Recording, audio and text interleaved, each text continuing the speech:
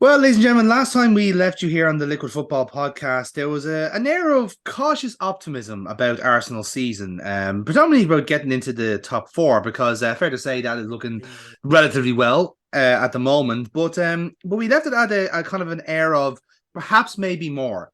Is perhaps a nice, generous way of saying it because Arsenal were going into what would have been their busiest part of the season, where they're going against some prominent fixtures, namely the North London Derby, the game against Manchester United, who are of course in the top four themselves, and then some very key fixtures against Man City, now looming both in Cup and League.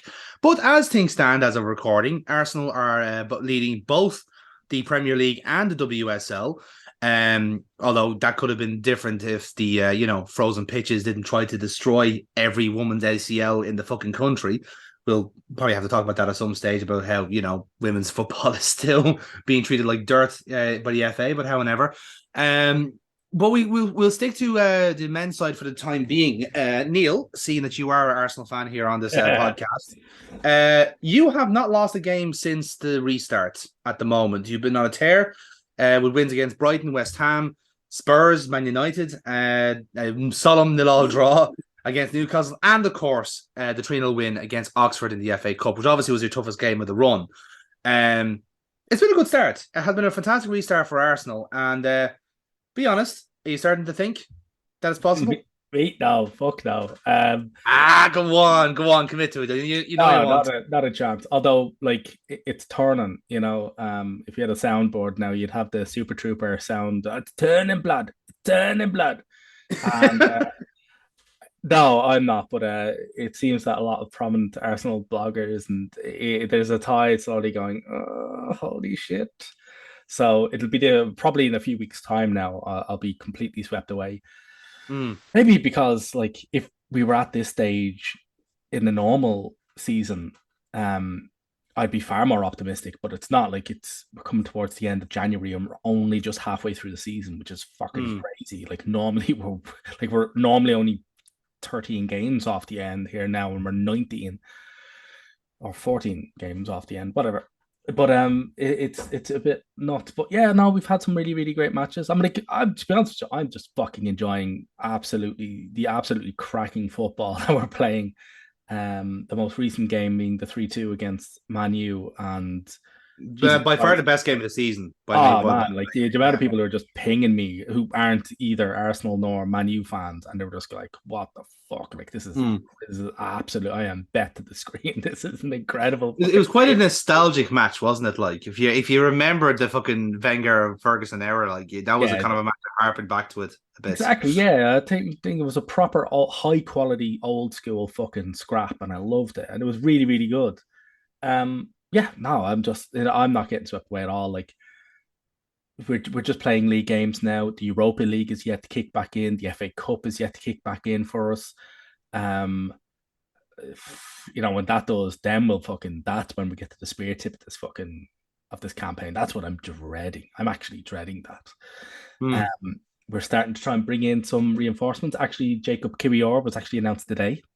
Yep, I just saw it there. Yeah. Official live on the club thing, so he comes in left centre back, cover for not just Big Gabby, but also kind of sort of cover ish for Thomas Partey, because he's apparently so good in the ball that when Spezia bought him, they never fielded. They didn't initially field him at centre back. They fielded him as a six. So we can fill in. So another multi-positional cover signing alongside Trossard, who, by the way, had a really good cameo against United. Had actually a good part for the winning goal, a big part. And they didn't get the assist now, but he had a big partner. He's really good. Loving the close control. So that's a really good signing. Trossard looks a steal at 21 million ish. Plus, I think that goes to 27 with the add-ons. That's a steal. I'm just really, really fucking happy. The plan is working. The plan is in motion. Everybody is happy. Twitter is just awash with videos of Arsenal fans. I think Gunnar Blogs posted up a good few of he's like, if you want to know what the atmosphere was like at the game last night, he's got a video of the concourse, and he's like, this was before the match, and the concourse is absolutely hopping. It looked like a rave. like is Mm. absolutely bumping. He's like, this is before the match. Like a ball has not been kicked, and these guys are already bouncing off the fucking roofs. So like, this is I Mm. can only imagine what it was like inside that game. That can just be.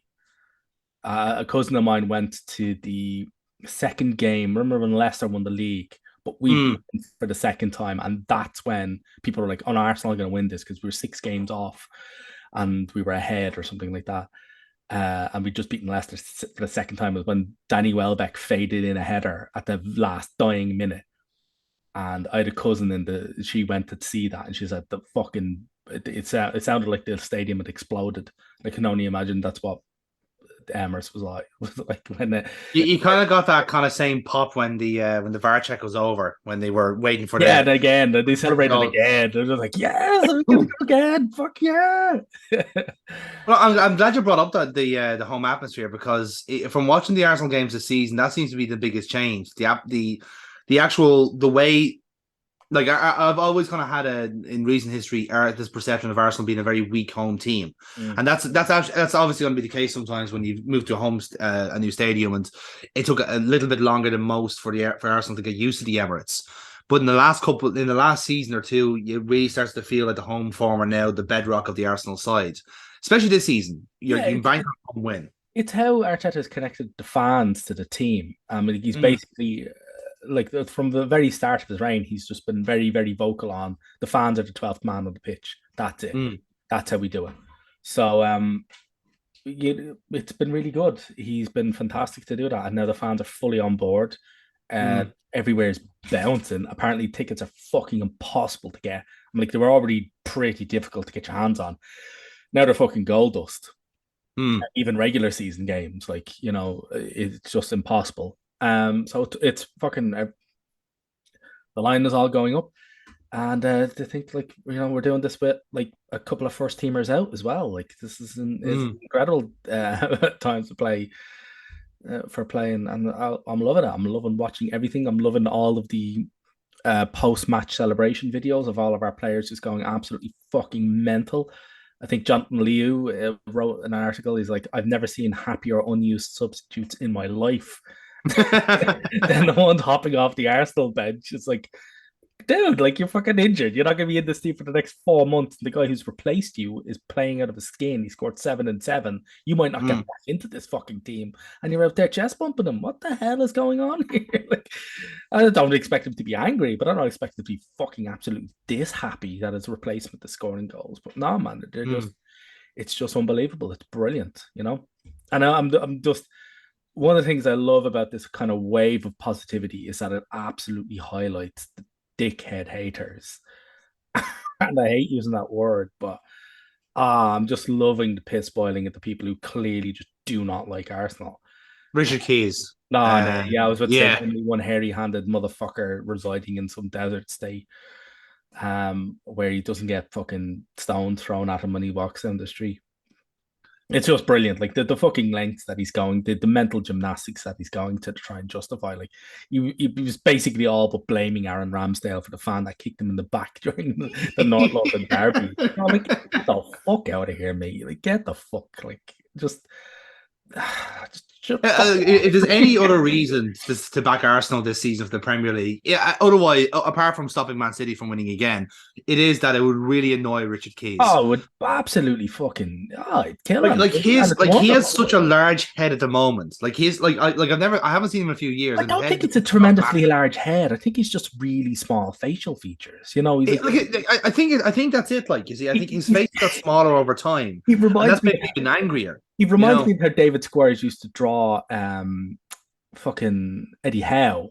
Yeah. He had this massive head, but his face compressed into like 1/10 of the center fucking surface area. And that's what I was Mm, thinking, oh my god, he must have been thinking about Richard Keys when he was doing that fucking design. But no, mm. it's just brilliant, and I'm loving it. Gary the narrative Neville has really had to fucking bend over backwards to get some of the bullshit out of his mouth. Like, Mm. and I'm just loving it. I'm really loving all of it, and it's just great. it couldn't be any more positive. It's brilliant, and everybody's it's great. It's positive and it's realistic. Everybody knows that there's going to be a wobble. I think the wobble will kick in when the Europa League games start. Mm. But we're And how do you reinforcing. see those games going? I would you be at the situation now of sticking or twisting? Would you prioritize the league over the Europa League and the FA Cup, or would you still try and fight on all fronts? I I would I would, but I know Mm. Arteta won't. Okay. Um, as I said as I've said previously, I will never ever hope for my team to lose ever. I don't think if I ever get to that point, I'll just stop watching football. Mm. Um, I don't understand people who do that. But there are some losses, like our loss to who knocked us out of the fucking League Cup? Brighton, I believe. Brighton, yeah. Our loss to Brighton. Like I'm looking at that, I'm going, right, I don't enjoy losing, but there are losses I can live with. That's Mm. one of them. I'm happier. Again, we go out with the FA Cup. I do love the FA Cup, by the way. We are the winningest team in the competition. Um, but if we get knocked out by Man City on Sunday, am I really upset? I'm not getting too upset. You know, obviously, conversely, we knocked them out. I'm gonna have to go change. You Mm. know, like Well, that's the question I was going to ask you. Like, is there that much importance to that game, or is it seen as a kind of boil it down to its basic parts and say it's a fourth round cup draw, or is it like, as it were, the first shot across the bows when it comes to what is going to be the main rivalry of the season? I don't even think that. I just think Arteta's going to get the players to view it as just another game, and like he's like, Mm. no, we play to win. He goes, I will never ever. He's sort of like our Alex Ferguson. And Alex Ferguson say, in my entire life, I have never ever played for a draw. You Mm. know, and much the same way, Mikel Arteta said, I will never ever go into a game and not win, or I will never ever go into a game hoping not to win or aiming not to win. Like he'll be Mm. going into that, like he'll be gunning for them. He's got to be. Um, and because our fixture list, I wouldn't even mind, but our next fixture in the league is the aforementioned Everton. Yes. Um, so It'd be a good time to face them, I'll be honest. yeah, A good time to get them, yeah, you know. so like maybe yeah, I don't see. No, he's not gonna field second stringers against them. He's gonna try and play to win every single Mm. game, especially in the Europa League. You know, I think we crash out the FA Cup and he decides to just try and win both the league and the Europa League. I'm kind of happy enough with that. I think we've sort of Mm. got the squad for that um, until the latter stages kick in. But I don't know. No, I would prefer us to crash out of the FA Cup, but that's not what's going to happen really. Well, if it does happen, it won't be for a lack of trying. He's Yeah, gonna go. He's gonna go for it. He's not gonna second string any of these competitions. He's gonna go for it. yeah, that's fair. Dave, I'm going to bring you in here as a sort of our, I suppose, our impartial party in this.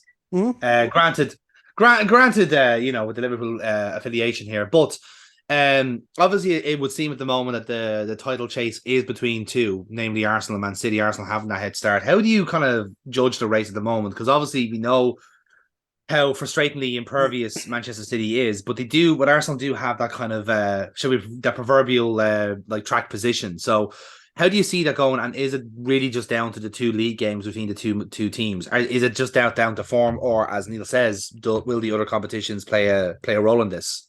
Can we all just take a moment for the real victim here and who suffered the most, and that's Arsenal Fan TV? Actually, yeah, let's have Can a we all moment just of take a silence. moment, Yeah, a we'll have moment a of moment. silence for Arsenal Can we Fan take a moment TV? for the trolls? Yeah. Because Yeah. I've missed it. I've missed, Arsenal Fan TV being as good as it was, but it's terrible now because they're winning. So, Yeah. um, I'd get into the Spurs Fan TV. There's a guy called Expressions, and he's just like I'll need to switch over. I was watching the highlights of his 4-2 watch along of the Man City game, and towards the end of it, like I actually had to pause it at a number of points because I was laughing so hard I couldn't Brilliant. watch the screen. I love the Man United watch along. That guy who does it on Twitch and stuff. I can't remember his name, but I think that's the guy. He's so funny, man. I love this. He was the one you pinged the clip of him. It'll be heartbreaking if Arsenal win it now for the 3-2, and then he's just like slamming the fucking thing, and then he starts giving out to his cat. Love it. But honestly, I love Goldbridge. in all seriousness, like I think it's all going to come down. At the moment, it's Arsenal. You know, they've beaten United, they've faced a tough test, but it's going to come to the fixture congestion in March and April. You know, that real fixture congestion when you have, you know, the FA Cup, you have the Europa League, you have the Premier League, and it's all coming down on Arsenal thick and fast. Now, City have proven time and time again that doesn't bother them. You know, they have the rotation to be able to do that. That's where Arsenal have to dig in, and that'll make them champions or Champions League qualifiers. That's where the difference is for me. Is in that that kind of March, April time when it really, you know, the real dog days of competitions. So that's the one that I'm not really looking forward to. Although not to sound too hubristic, I think top 4 is kind of secured for us. I don't. I think you're okay for top 4. I think you're okay the most I'll push the boat out on. And when people are like, "Oh, come on, the fuck, come on, give us." I was like, "All right, I am certain that we're going to get top 4." Oh, you'll get top 4. Yeah, I mean, I'm certain, well. But yeah, so even the Athletic were like posting out. It was like, oh, well, it's happened now. According because they have like a running predictor model of odds, and they're like, it's official. Arsenal are now officially the favorites to win the league, and everybody's like, "Oh, bollocks!" Yeah, that's when it starts. Yeah. But yeah, no, like I can't disagree with Dave. Like the congestion coming into March, like wow. I think how many? Yeah, we've got a good few dates there. Like and it's gonna be like it's crazy. Like it is going to be hectic, and fuck. Yeah. And now, when the last time we were talking about Arsenal, a lot was made about how you very much needed reinforcements. Now, in that time, there would appear to be two names. Well, Kirior, as we mentioned, is that they're coming in, and as much as Mudryk himself was courting Arsenal, unfortunately, Todd Bowley stole a girl in that sense by paying like an exorbitant amount of money for him. But you do seem to have gotten someone stylistically similar in Trossard. From Brighton at a much easier price. Are those the type of reinforcements you're looking for in terms of a title challenge, or is it certainly more of a squad building thing for Arteta as well? Because with a view of potentially this being a more sustainable challenge over next couple of seasons, are those the type of signings to win a league, or is this ones to keep the project going? Well, one is one and the other is the other. So okay. Trossard is 28, although people have pointed out that his birthday is in December. So he's only just turned 28 and he won't be 29 until next December. He will be one of the older players in the camp, isn't he? He will be, I think, like the 4th oldest player already on our team. I think only Xhaka, Partey, El Neni, and I can't remember who else would be older than him in the squad. No, I think that's about right. That makes sense. I think so. I think I think those 3 would be the only older members in the team. So he's short term, but he's very good, incredibly technical. Cedric I was thinking of. Cedric, yeah, but he might not.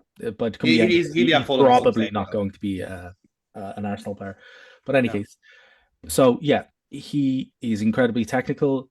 A different player from Mudryk in that he doesn't have that insane burst of pace that Mudryk seems to have, which James Milner felt the brunt of when he was unleashed against him. He felt all 37 years of his legs in that one. That's when you go, oh man, I'm fucking too old for this shit. I get too over this shit, yeah.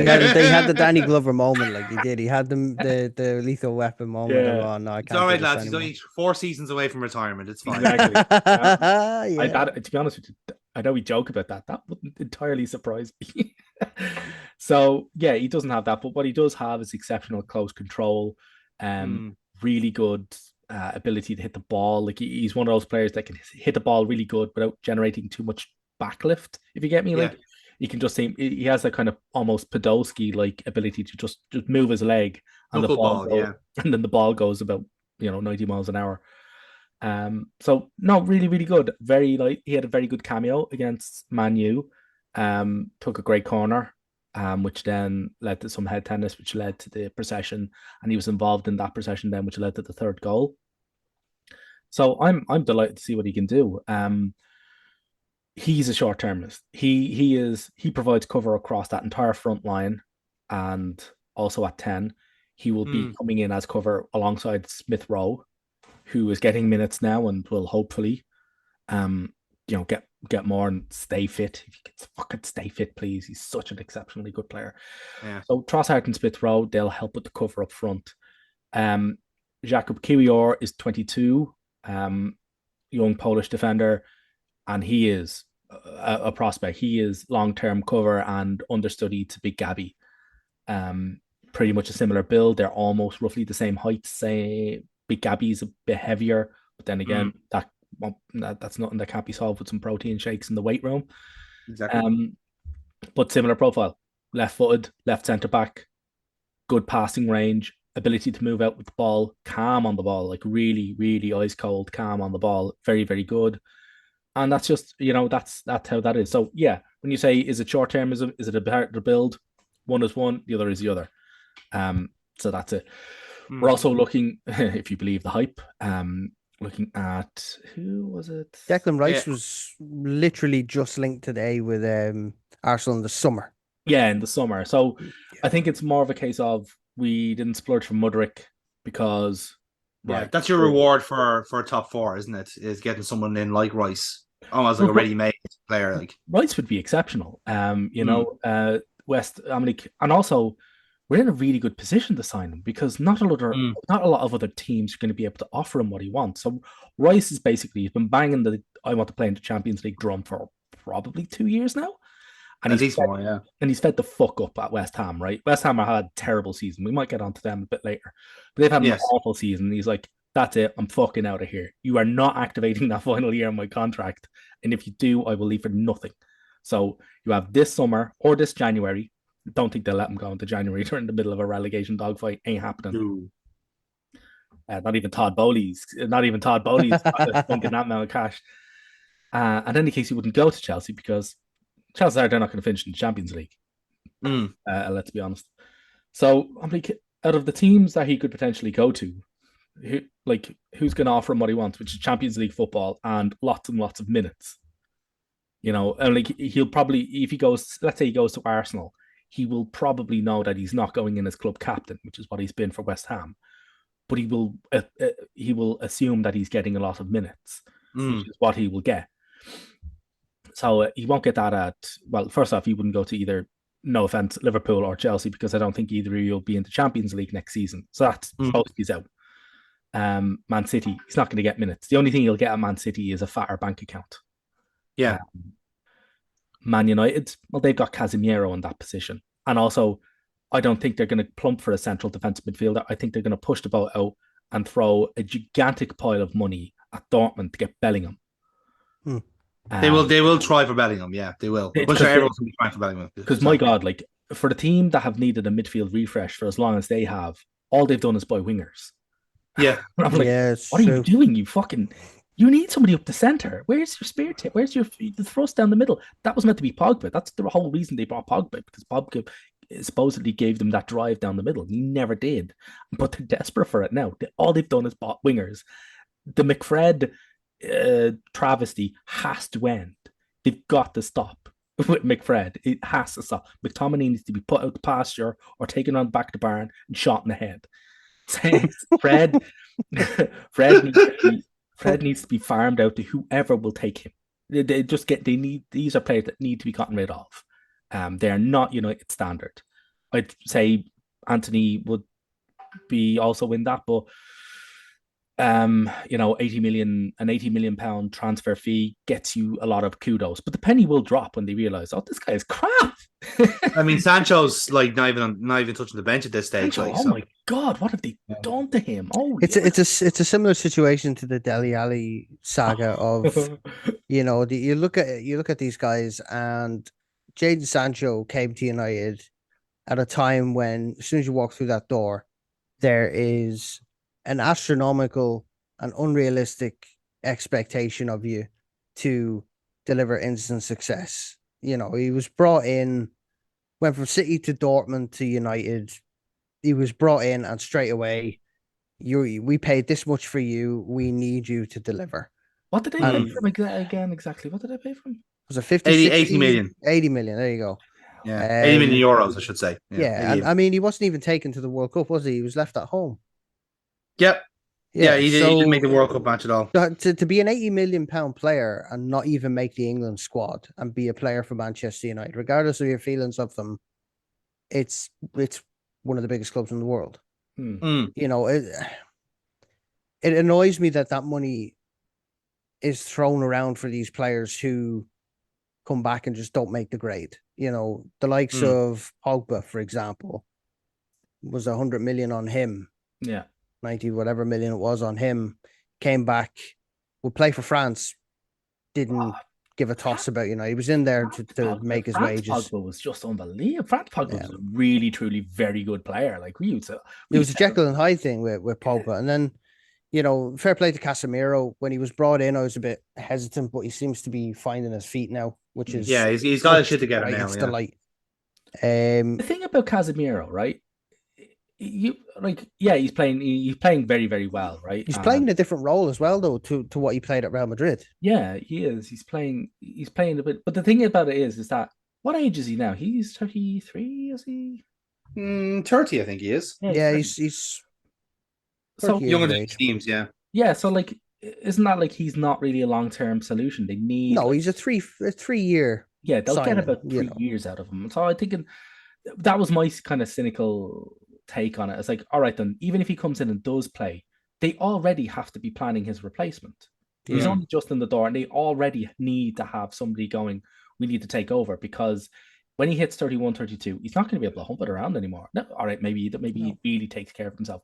You know, maybe he gets to like Milner levels of fucking durability. He goes to the same manufacturer for like hip replacement or knee replacement that Milner does, and he gets the full works, and he can do it for 5 years. But even then, like you constantly have to go, this guy's going to clap out, and when he does, we won't be able to play him at all. We need somebody to come in, and that was my kind of take on it. I was like, right, even with all the will and even with all the benefit of doubt, if he comes in and works out, which I think he has, they still need to replace him. Like, well, in a year or two, they're going to need to replace him. Like, it's an awful lot of money to spunk on a very short term. Well, not very short term, but a short term solution. Like, if you want spunking money on short term solutions, you go to Chelsea. That is very true, as we've learned to Arsenal's detriment. But even then, like, so you mentioned short term. You said short term things there, and my kind of read on the Arsenal kind of like stick or twist situation is I think they do have a genuinely good chance of winning this league title, and it does, for me, certainly settle on the 2 games against Manchester City, because like realistically you've only lost the 1 game this season, and that was against a pretty poor Man United. Like let's be honest, like you should have won that game.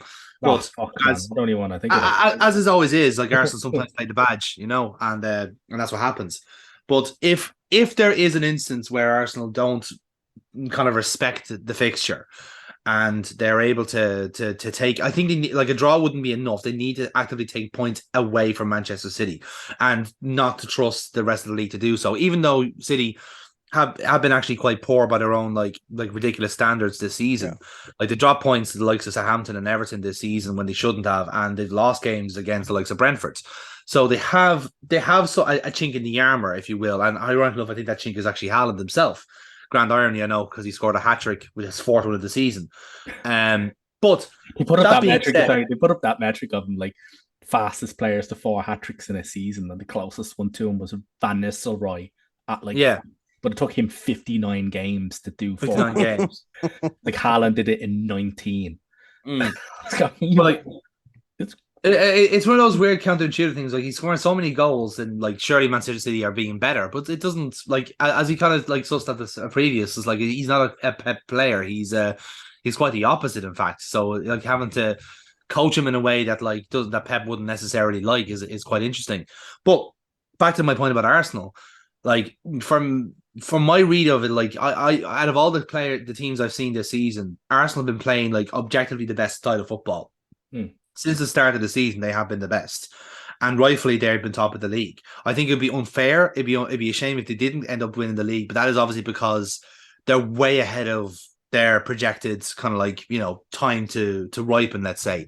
And there's nothing wrong with that either, because we were the same under Rodgers. You know, we had We struck gold with the Suarez and Sturridge combination. Sterling was there as well. With an Coutinho was brought yeah, in I for was going to 7 say And million. Coutinho, exactly, yeah. Coutinho, Yeah. the fucking Yeah. wizard. And it coincided with the same time that Gerrard was having a great renaissance, playing as a sort of like six come centre back, which is very strange because like he'd never done that before.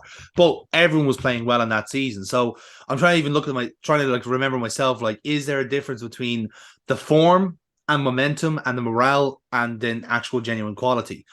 Whereas Arsenal, I think, have a nice balance of both. There is genuine quality in certain parts of the pitch. Like, I noticed when I was watching the Man United game, and I was actually kind of like pointing it out to Kira when I was watching it. Arsenal are one of the few teams nowadays that really, really want dribblers on the ball. Because when you look at Man City, they try and get the ball to do all the work. They pass teams to death in the same way that Liverpool like to kind of like play long balls and run channels and so forth. They try and reward actual like breaking lines and so forth. But Arsenal are really good at actually like running down the throat to teams. And some teams just haven't been able to deal with that this season, particularly like the Spurs and United. Convenient enough, two clubs you beat quite well in the last couple of match days. Especially Spurs. Like Spurs, like if you started dribbling around them, it looked like their back four was going to shit themselves. Particularly because they've had a midfield of fucking matchsticks in front. Man, the Spurs are so bad. I heard somebody described the Spurs are kind of like a Premiership pack of polo mints. You know, they got nothing in the middle. Yeah, literally, like, yeah. That's pretty much true. But like, yeah, it shows you how much Spurs were like reliant on the form of Son and Kane. And I think it was absolute lunacy that they didn't build a team around them. They just made them the team. And they're just two vastly different things. I'm like, they're never going to get players that good again. I'm like, Kane. No, I read there that Kane's thinking about like extending his contract with not Leeds with Spurs. And I'm going like, I don't like it was fine. Yeah. The problem with Harry Kane, like, well, not the problem, but the reason he's extending his contract, in my view, is he's seen as a club legend now, right? Seen as an icon, an England international. If he goes anywhere, there's a hesitancy because if he goes anywhere else and fails, he loses that esteem among the mythos is gone, fans, and the whole desire around Harry Kane is gone, right? So I think there's a safety and hesitancy there among them that, like, if I stay, you know, I'll be known. Almost the arrogance of they'll build a statue of me outside the ground type of thing. If he goes, no matter where he goes, anywhere else, he's forced to start again and prove himself again. He's already done that at Spurs, and I don't think he wants to lose that esteem among the fans and the culture of the club. Yeah. And that's a fair point. Like because and again about even when thinking about that for Spurs, like when they had Kane hot, they had him hot. The same with Son and even more that one season with Pochettino where they had struck gold with whatever they were doing.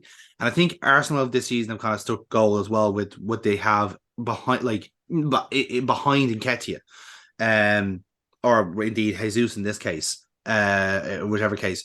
Like Saka, Odegaard, and whoever else, take your pick really on the left-hand side, would be Martinelli now or Trossard. The three of them, I think, in their particular roles, are the best in the league at the moment because they interplay so much that it's very hard to mark them. But they're not afraid to run at players, not afraid to actually challenge. And that's one thing I would say about that's actually, if you will, they're they have an advantage over the rest of the league on. If you will, they have the meta on the league because they're trying to do this sort of style against teams that at this moment in time really don't want to keep chasing players. Like, oh fuck, I don't want to keep running. My legs are shot already. Whereas the Arsenal lads are up for it. They're motivated. They're angry. They're hungry. Whatever it is. It's the quick passing as well. It's yes. Like when I was watching against United, it was the conviction of the passing, how quick they got rid of the ball. They didn't want to, it was hot potato, but not in a bad way. Yeah. There was an awareness around that kind of midfield that if I pass it, before the ball even comes to my foot, I know where it's going next. There was just that really quick, dynamic passing system they had against United, and that's what won them the game. And I loved watching it. I thought, I've not seen an Arsenal team ever play like this. Yeah. There was, okay, you go back to like Perez and Henry and Freddie Ljungberg, and they had that kind of pace and Mm. style and flair, but they were more, like you said, Jonathan, dribblers. Whereas this team are just pass, pass, But pass, there's a pass, certain level dribble of through. aggression as well, yeah. It's really good to watch. And Odegaard's a funny one. Odegaard was bought by Real Madrid at the age of 16, and Mm. tipped to be the next big midfielder. And he spent all these wayward years on loan at like Zahir and Veen and all these kind of, no Mm. disrespect, kind of nothing clubs. And I'm delighted to see, he's finally reaching his potential. That's Yeah. been there this whole time. The Yeah. reason that Real Madrid bought him was because he was this wonder kid, this Scandinavian wonder kid. And now it's like, okay, midfielders rarely come to reach their potential at such a later stage after having that kind of reputation. But I'm delighted to see him hit the ground running. I think he's been one of the Mm. best midfielders this year. Yeah, he was his loan spell out at Sociedad that really Yeah, Yeah. that was it, yeah. because I think he spent 2 years or almost he had two loan spells. He cut the second Two one loan spells, short yeah. because Sociedad were fucking killing it in La Yeah. Liga, and they're like, right, we've got to stop this because it's all coming through him. So it was a bit of a petty thing. Well, then fucking it's Real, like pettiness is pretty much baked into the fucking jersey. Mm. So yeah, that I'm like we got him for fuck all. Like it was like a steal. Yeah. Like he'd have been a bargain at twice the price. But yeah, he's been crazy. There was a ridiculous kind of snake boy flick pass through that he did, and unfortunately it was through the Xhaka because I think any faster a runner would have gotten that, and that would have just been like holy fuck assisted the season thing. But Yeah. he's been just revolutionary. He's taken his team up. I think it's the sheer level of technicality in this squad. But yeah, like you were saying, like the first touch, the one touch football, the really quick movement that we're doing, Yeah. it's really good. But I think it's not often employed, but it was employed there because United stood off. So a key point, we mentioned Saka earlier on. Yeah. Key point with that when you look at how Shaw tried to defend against Saka, which was stand off of him. Yeah. Saka But was you don't give a player like that space. You just no, don't. that's it. But he was just basically, I'm just gonna block shot. Yeah, you can run with the ball, but I'm gonna stop you from getting rid of it or shooting. So Saka just altered and just went, but okay, then I'm just gonna shoot first time. He's gonna blast the ball early every single fucking time, and he scored a fucking cracker. Nearly scored a second one, but he did the exact same thing, but skimmed it off the outside of the post, and that was it. And on the opposite side, right, Martinelli had to deal with a far better defender in Wan-Bissaka. But Basaka was doing the same thing. He wasn't diving in because that's what Martinelli wants you to do. He wants fullbacks to commit because as soon as they commit, he does them, and then he's away and you're not catching him then. But even then, just got around that to just had somebody overlap him because Wan-Bissaka, in not committing, still had to stick with him and couldn't track anything else. Couldn't do anything else. So as soon as he had somebody run around the outside, it was like, yeah, well, you don't matter anymore, pal. The ball's past you. And it was just brilliant. And that's what led to the first goal. It was a Xhaka overlap around there. Wan-Bissaka couldn't do anything, couldn't track anybody, couldn't come back, couldn't get back in, couldn't adjust. And Xhaka floated the ball straight to the back post. Yep. And sorry, it was Wan-Bissaka. It was Nketiah who lost Wan-Bissaka for the head in the goal. That's what I was talking about. Yeah. But in any case, because Bissaka again, just like no, and he ran in behind him and headed it in. And that's what I like. Like this team can adjust. They can. Arteta calls it living the game, in that they adjust midway through the game to how the opponents play. And I don't think we were doing that, particularly in the first United game. They went the goal up. We decided we equalised. I think within 8 or so minutes, and then we decided to go for it, and they nailed us on the break. And it's like, fuck, we left ourselves open. Didn't happen again. Learned, adjusted, played the game. The amount of pressure we piled on them in the last 20 minutes was just fucking incredible. And they cracked eventually, and I really like that. It was just sustained, constant, unbelievable pressure. United couldn't get out of it for the second half. I think it was something like Rashford. The second half was like pretty much all in United's half, wasn't it? Yeah. The second half, there's a great statistic that Rashford, despite starting the game brilliantly, he scored a great goal. I have to admit, the goal was fucking brilliant. But the last 30 minutes, he had 3 touches of the ball. Yeah. He was a is it a case of because they gave Arteta time? Oh yeah. To develop these players to implement the style of football, because obviously we know nowadays, managers don't last a tap unless they get results sometimes. I hate that culture that's come into these clubs. But Yeah. Arsenal, fans were on Arteta's back for seasons and seasons, and now he's been given the time and he's to get things right. You look at them now and they're flying. Yeah. That's the I think there's difference. definitely a stylistic choice at Arsenal that they are like they're obviously trying to get people in a certain age group, but they're also trying to get a certain type of player. Yeah. And That's again, a young we're manager, isn't it? It's yeah, it failed. Don't get me wrong, failed with Villas-Boas at Tottenham, and he yeah. was supposed to be Mourinho's protege, whereas Mm. Arteta's Pep Guardiola's protege. But it's working out for Arsenal because he's got a history there. You know what I mean? There's a And He's also, got history history there. there, and he's got goodwill as well. Mhm. That's the yeah, difference, it's enough for him to go and say, like, they did it. They kind of showed their hand that they were going to completely back him at the very beginning when they changed his title from head coach to manager, which is the title Yes. that Arsene Wenger had, because they gotten rid of that when Wenger left. They're like, nobody can do what Wenger does because he used to run almost every aspect of the fucking club. They're like, nobody's going to do that anymore. To just start hiring in head coaches, and then Arteta comes in. He's like, right, well, you want to back me? I want the power. I think Arsblog, I can't remember who the quote was, but it was a quote from somebody in United. It's like, that's what United need to do. Get somebody really good in and hand the reins to a vindictive little cunt. That's it. Because it was around about the time when he was dealing with Ozil and Aubameyang, and he was just like, cut them loose, get them the fuck out of here. And that's what people were like, how is he doing this? Wow, like that. And it was brilliant. And that's the Old school managers used to be like that. If you look at the early 90s in the Premier League, say 92, 93, who did you have in charge? Like, you had Ferguson, obviously, a Brian Clough at Nottingham Forest. I'm trying to think of one other manager. Roy Evans at Liverpool was the same way. Who was that? He was a very homegrown coach. Yeah. Who was that? Who was at Leeds? Ooh, early 90s. Before David O'Leary, like. Yeah. I want to say Terry Venables, but I'm wrong. I don't think it was Elta, but I just remember that era of managers was the type of manager that you're wanting to take over every aspect of the club. Yeah. Listen to the scouts, players come and go on the manager's say so. The manager meets the players and the agent or whatever, and it's no nonsense, no bullshit. The manager had a stature back then. Nowadays, the manager has to pander to the board. The board have all the control. It's a corporate job. The manager used to have a stature where, the people didn't know who the CEO of the club was back then. People didn't know who ran behind the scenes of the club back then. The club was on the manager's shoulders. And I think I wish it could go back to that personally. It's not going to, because it's just gotten too commercial and corporate now since those days. But that's what you're missing from the game is managers with a personality and a stature about them that's just no bullshit.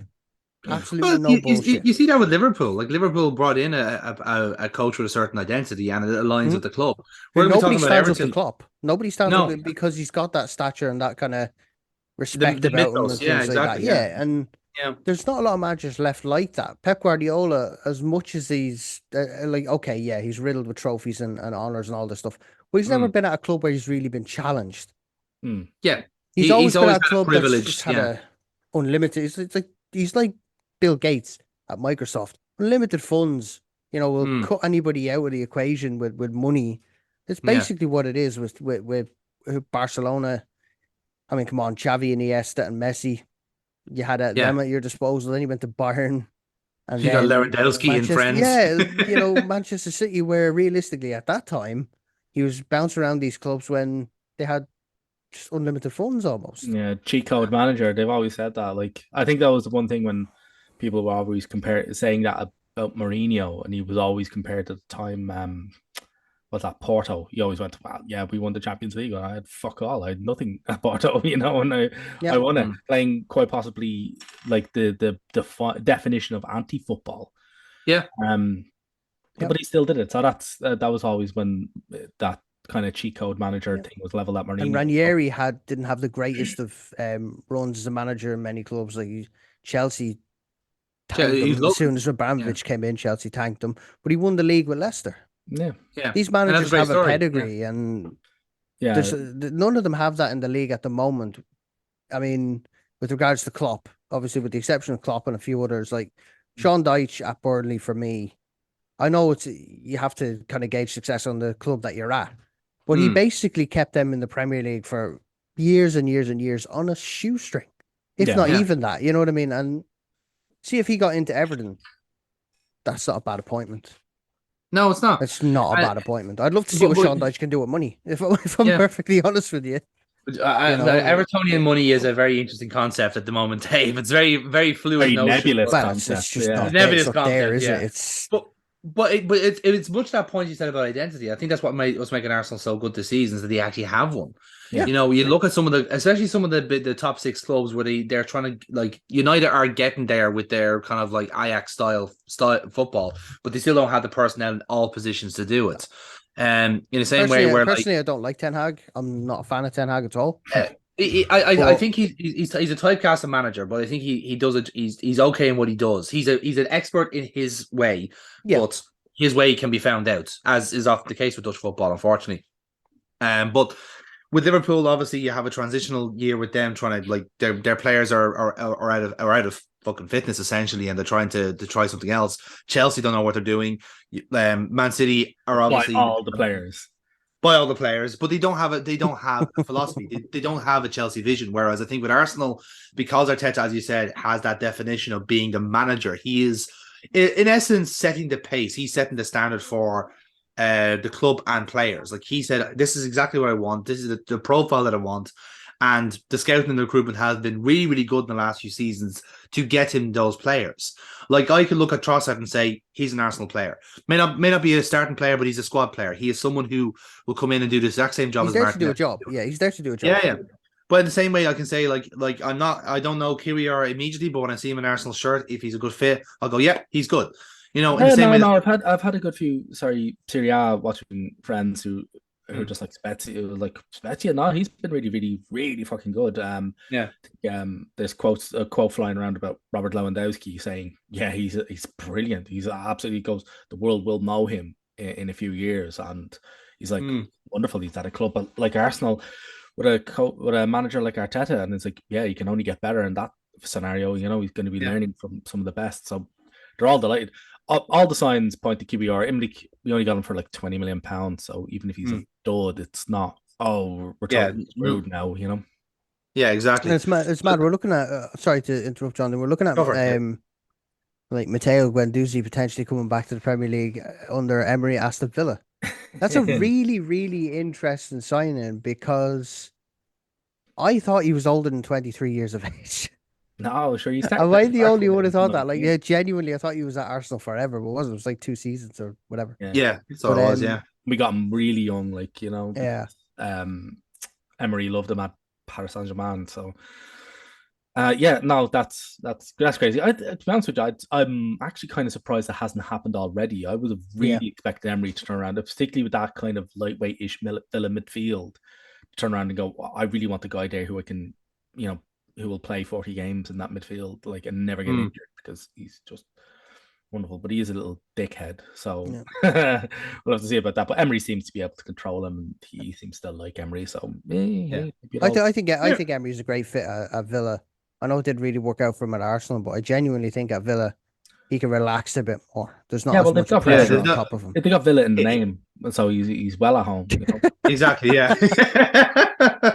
That's really weird. He only wins that club. So he's just got to rename the club Real Villa. No, he doesn't even need to change the name of the club. It's got Villa in the name. That's it. It's brilliant. You know, he's sorted. Yeah, absolutely. It's all set in stone for him. They should have hired him. I'm telling you, lads, identity is the theme of the year. Like, that's all it is. It's all identity and culture. And I genuinely think Villa are back to their old selves of mid-table mediocrity. That's what we are. It's what we want. Like, Aston Villa have always been that mainstay in the mid-table, haven't they? Like, they're straight back there. Like, they're straight back into the mix of, right. Can relax now. We're back where we were. Where are we? 11th. Oh, that's perfect. You know, we're never getting European football. We knew that already, but we're nowhere near the drop zones. Grand. No, exactly, we'll have a decent cup run and shock a few teams. We'll be fine.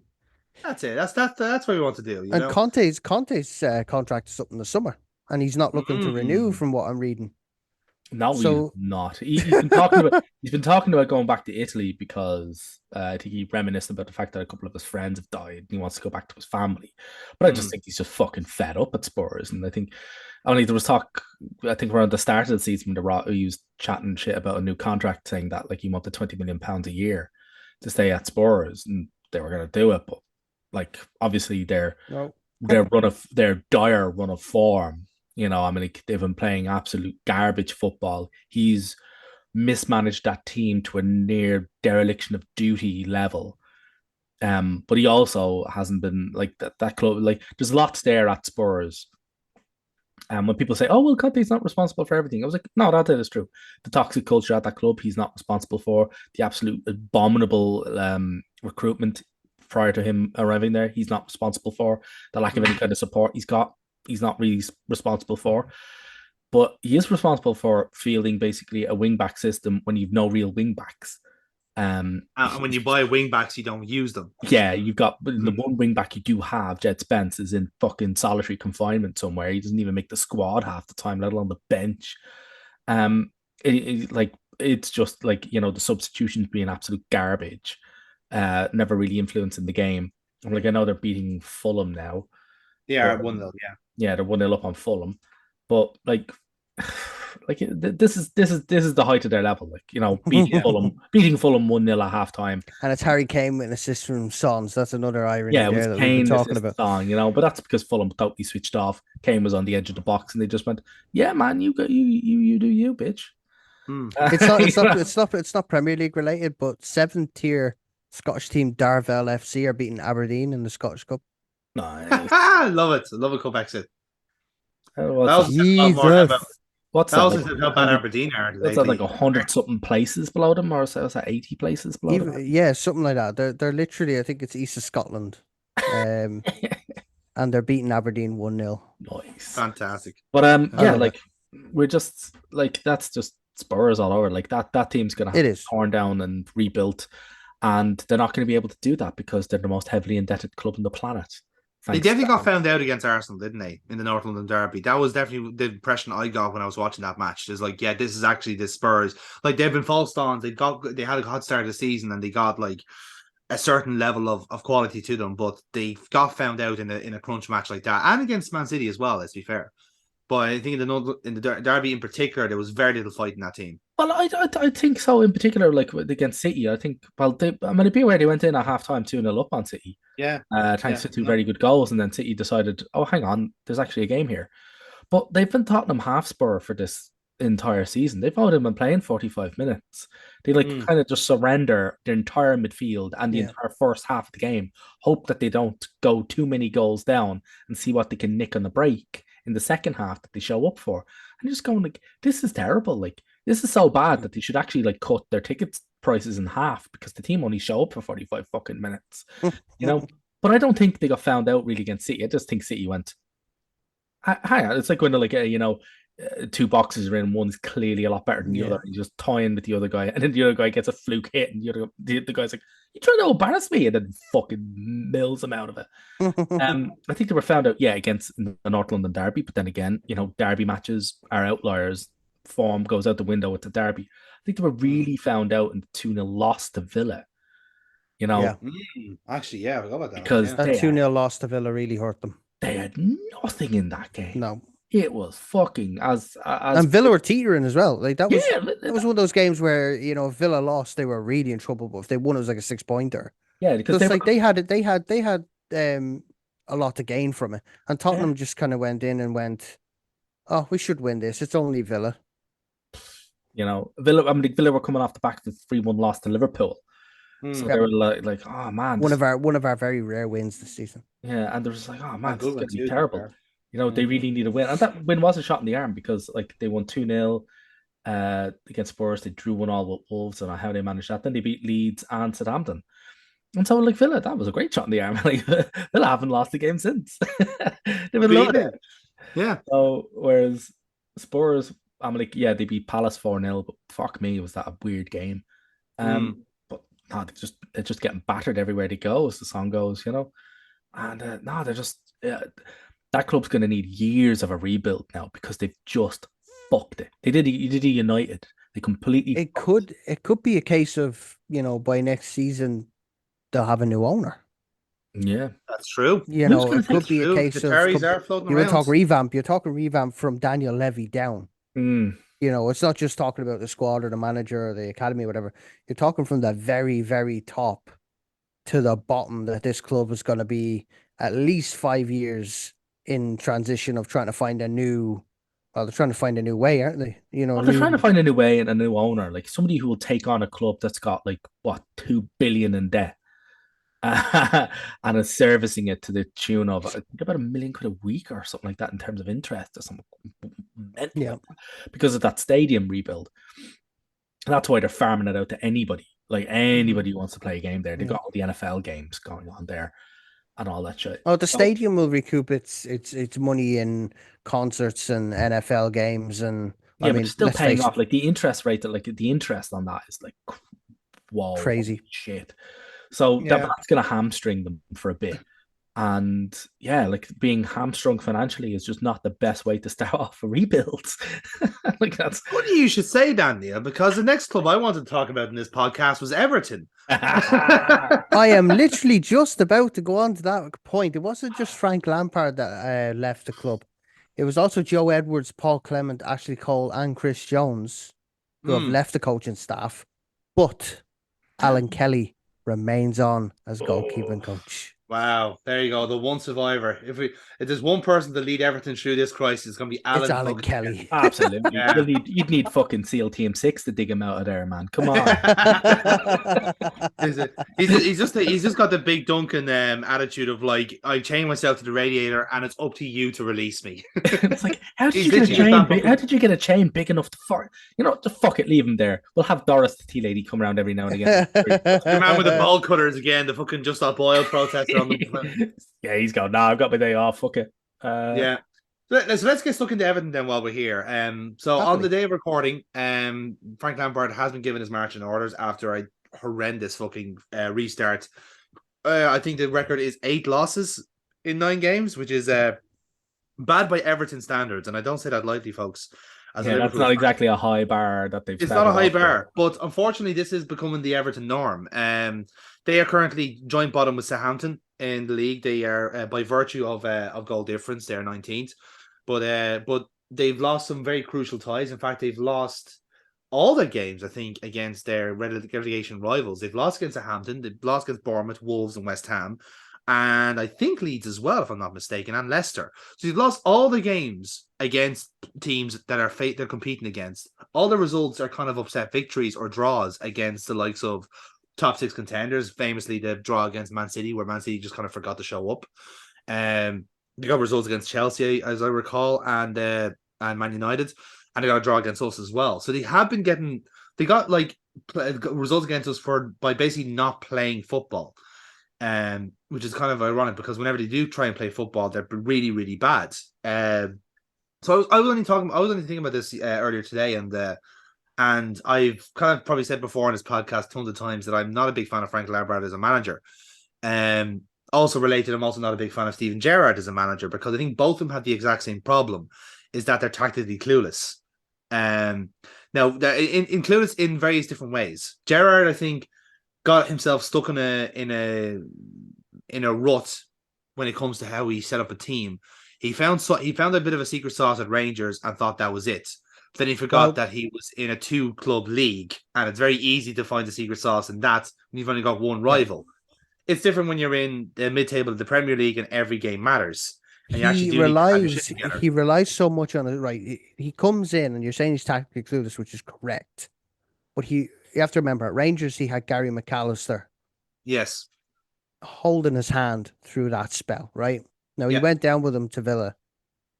Gerrard relied on his coaching staff way too much than a manager really should. He relied on the tactics from all of his coaches rather than actually coming into the dressing room and having his own plan in place. He didn't have that. No. It was actually You made. know, That point was made a lot about Neil Critchley, who was the former under-23 boss of the Liverpool squad. true. Yeah, He see, oh, was it? No, it wasn't actually. So it was Michael Beale, not Neil Critchley. Michael Michael Beale. Yeah, Beale. And Michael Beale went to QPR to get a proper head coach job there. Now, obviously, that didn't particularly go well for him in the end. But the point was made that essentially that was Gerrard's brain going missing. Essentially, that was the yep, one person that was gelling and everything tactically together.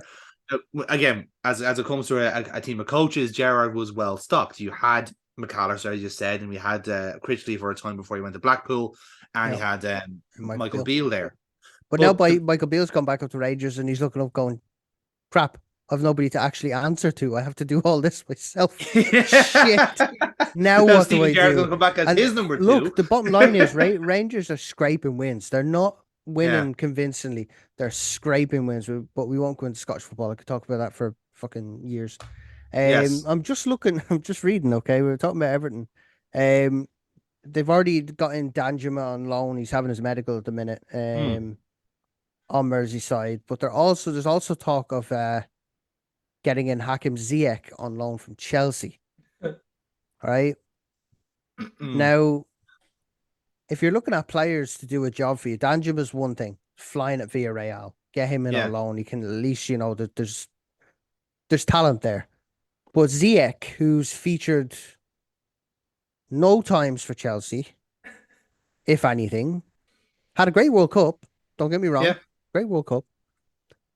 But he's not the answer for Everton. Danjuma will get you goals, but the biggest disappointment for Everton, I think the biggest problem is, you can't just come in, buy a Premier League club and expect to know how to run it.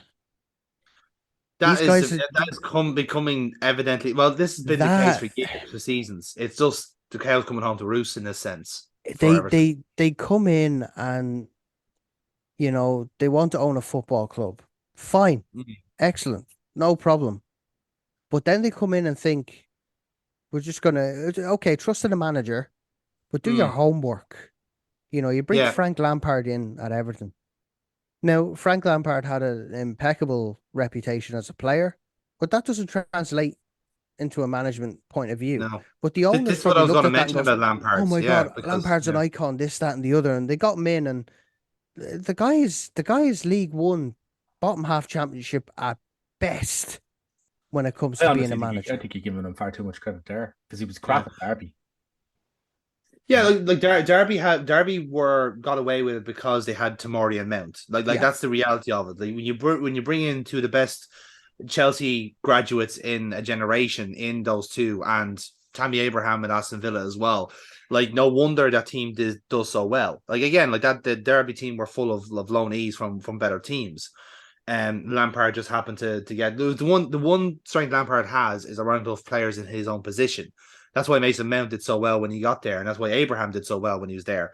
But outside of that, realistically, Lampard doesn't have a strength. And it's very and a whole lot of weaknesses. Like we said this even when he was at Chelsea. Like the actual defensive organization is appalling. Like it's one of the worst I've seen from a coach of a big proverbial big club in a long, long time. And yes, you can put that a lot down to inexperience and getting the job too early. But then, as Dave very eloquently said there, when you're Everton and you see how bad the Chelsea project ended up going, you don't look at the coach that was responsible for that going, he's the guy to get us out of a relegation scrap. No. And again, this is the next in a very long line of terrible decisions. Where I know we've joked in the various football group chats of like asking the eternal question, what is Everton? Whereas at this stage, I don't think even the owners of that know the answer to that question. No. What actually is Everton? We were talking about identity earlier on about certain clubs and how certain of them are getting their identity back and some of them are missing them. Everton is such an unknown quantity. When I think of Everton, I think of the mid-80s when they had the league championships, right? They won the old English First Division. I think of Everton as, David Moyes. I think of Everton as, Andy Johnson, Tim Cahill. I think of Everton as physical and intense top and 10 Premier League team. Winners of the First Division in the 80s when at a time where Liverpool were rampant, and had a phenomenal team.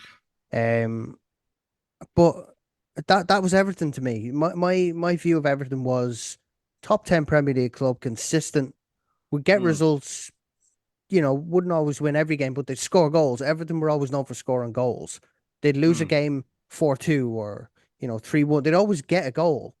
yeah. And you had that with like Tim Cahill and things like that. And I mean, Andrew Johnson, let's face it. I mean, the guy scored some cracking goals in his day. He was Mm. fantastic for Everton. That's my view of Everton, if I'm honest. But now, I mean, Frank Lampard's turned Dominic Calvert-Lewin into a placeholder. Yeah. He has. Like, I genuinely had a good regard for Calvert-Lewin. Mm. Say 2-3 years ago. I thought, okay, this guy has something.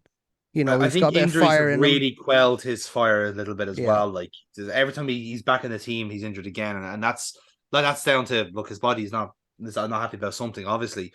But yeah, you're right in what I'm saying. Like I think the lot what really has been found out this season is that Rickarlison ended up being so much more about he was so much more that the team needed than they realized. Well, So he when was they he had was to sell him everything on, to Everton. Without him, yeah, well, you're seeing without him now, aren't you? I yeah, mean, no, absolutely. And the even then, owner like the owner shot themselves in the foot with that one. I mean, okay, you're getting what was it, 50 million for Richarlison or whatever it yeah, was.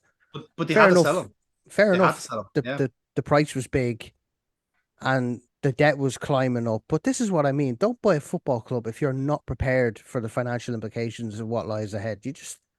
These guys have ruined the club that's, let's face it, been in England's top flight for a long, long time.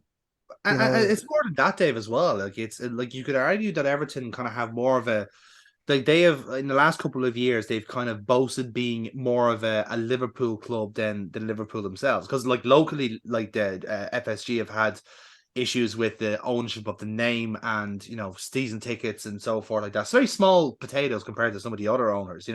These are all just like Yanks not understanding the culture type of thing, and they learn from it and they go from there. And of course, then you had the European Super League bullshit as well. Everton have been kind of trying to, shall we say, get the populist yeah, kind yeah. of aspect of it and saying We're we're the the real homegrown. community, we're the homegrown, we're the community We club, all are this sort of Liverpool stuff. type of thing. Yeah, Yeah. exactly. Yeah, and that's fine. Like that's what you do. Like if it again, football is a competitive market. At the end of the day, you do what you need to do. But Everton can't really claim that anymore because they they don't really identify as a Liverpool club now. They've been trying to be the Premier League. Sorry, I'll clarify here. Everton themselves don't know what they want, but Farhad Moshiri wants to be the Metropolitan Premier League club. The And Spurs of as Liverpool, effectively. thank you very much, Dave. I was about to say the S word because that's exactly what they want to be. They want Yeah. to be Tottenham. And as role models go, that's not fucking great because it's a vanity project with not a lot of return The trophy in cabinet's empty as it is. yeah. Like, if you want to be Spurs, you're just going from one dust cabinet to another. Well, it's not even that though. It's like a lot of it is more about the success to Everton's owners, to me, is a fancy new stadium that may or may not have people in it. And that's coming at whatever cost to the actual club themselves. This is what's so absurd to me because there's so much more made, but there's so much being made about the Bramley Dock Stadium. Yeah. That's, as I said, the debt is building up and so forth. Whereas you could say Spurs had a certain level of income coming in, the Champions League football, the selling on a certain player here and there to fund this vanity project. Everton absolutely do not have that same level. They like you look at other teams that have done that. You look at Brighton making a beautiful stadium in the Amex. Likewise, Brentford only recently opened up their new stadium, and it's very within their means. It's a nice, steady capacity for what they have. And Bournemouth are going to be doing the same now with Michael B. Jordan, basically funding a fucking stadium on the south coast. These are all the teams that are doing it within their means. Is Whereas that Everton, Bournemouth? Is that Bournemouth they took over? Bournemouth, yeah, So yeah, they're going to have more than 11,000 capacity? yeah. In theory, yeah, they're supposed to try and triple that. Wow. Yeah, I know, About time. shocking, isn't it? But look, But same with Leicester. Leicester trying to expand their stadium as well. They're all trying to do it in a means. And you look at how much Leicester are in the pinch because they are kind of like they're not falling for the trap that Everton have in the no, sense that COVID killed Leicester. COVID killed Leicester. it did, and especially for attendances and especially for the FFP as well. Like they know that they Yeah. can't afford what they need to do this season. That's Because why let's they're face it, they're not shipping as many shirts as gonna. as other clubs because No. they've spent that time in League One and the Championship, and they've went down and back up and down and back up. Yeah. There's been no kind of But that delusion of sustainability in the grandeur Premier didn't League. last as well. Yeah, That's the thing. Yeah. they had And the league Everton win don't and they have kind of that. dropped off. Yeah. But if you go back to Everton, they won the 1985 Cup Winners' Cup final. They were in the European final. I mean, you look at that team: Andy Gray, Kevin Sheedy, and all these guys. They had Howard Kendall. Neville, Brilliant. Kendall, Neville Southall, and everything like that. Mm. Like Everton are trying to be the vanity club now. I think that the owner wants them, like as you said, they want to be the next Tottenham Hotspur, which is just oblivious to me. I don't know why. I'm even putting Neil to sleep talking about them. I'm just like, why would anybody? I'm like Spurs right now. Don't even want to be the Spurs. Like Spurs don't even want to be Spurs. Spurs are sick of Spurs. But I think the stadium looks great. It's gonna be the biggest in the championship. But let's face it. It sounds like we're joking, but we're really fucking not, lads. We're not. We've been pinging around the WhatsApp group do... saying that new stadium's going to be a real boon in the championship. Like, yeah, but I mean, it's a joke. But in reality, it's looking at increasingly more possible. It's increasingly possible that this could be, a state of almost like Sunderland proportions. If it's not managed properly, it's actually that level of Sunderland. They're going to have a new stadium where they're already going to be closing the top tier because they don't have enough fans to fill it. Yeah. Do you know what I mean? 40+ game season, and you've got even vastly not including the cup games. Not including the cup games. So you got vastly more stringent financial restrictions because they take that shit seriously in the championship, and they might actually do a Sunderland. It would not entirely surprise me if in 2-3 seasons if they go down within 2-3 seasons, they're probably in League One. Yep. And Neil, I think I would say immediately League One. Like that. This is how bad Everton are going to be. They will do an immediate Sunderland. Like that is going to happen. Look, you think Everton are bad? Chelsea are going the same way in one window. I mean, they're talking about Todd Bowley hitting 500 million in this window. You're talking NFL money for player contracts in this window alone. 500 million in this year, like because.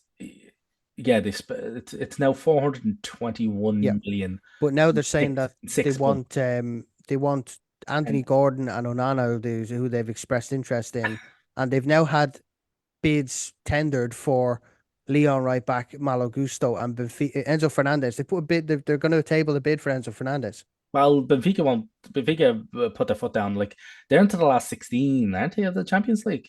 Yeah, they're facing Bruges. Yeah, so they're going. No, you meet his release clause, or you can fuck off. And the release clause is. But I mean, Anthony Gordon and 6 million. Onana, that's more Everton players gone out. Well, in all fairness, like Gordon isn't Anthony Gordon isn't getting fucking game time. Like he's on the bench. Yeah, exactly. Like Everton, and they aren't playing him. Like he's not getting off the bench. Like so, Everton aren't fucking playing him. Like they knocked back a whole load of real big money bids. And only to not play the fucking player. What the fuck? What's the point in that? Like, flog him, sell him. You'd have gotten 60-70 million. It's Todd Bowley. He's a fucking idiot. He doesn't know what he's doing. Yeah. Like, pull his pants down. He's ready to go on this stuff.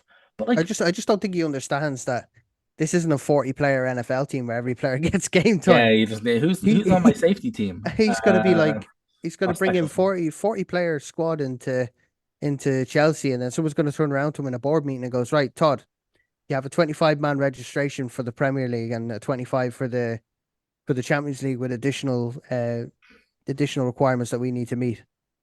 I'm sorry, 25. I thought it was 40. This is football. Football. Yeah.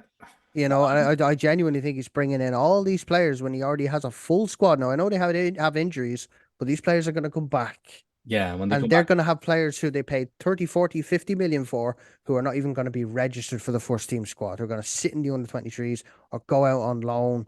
This is stupid money, and it's making Chelsea look like an absolute joke of a club. Yeah, absolutely. I mean, I thought Abramovich was bad. This is worse. This is psychotic. Like, this is absolutely nuts. I mean, did he really just sign? I was only saying this about the Mudryk deal. Like, I don't.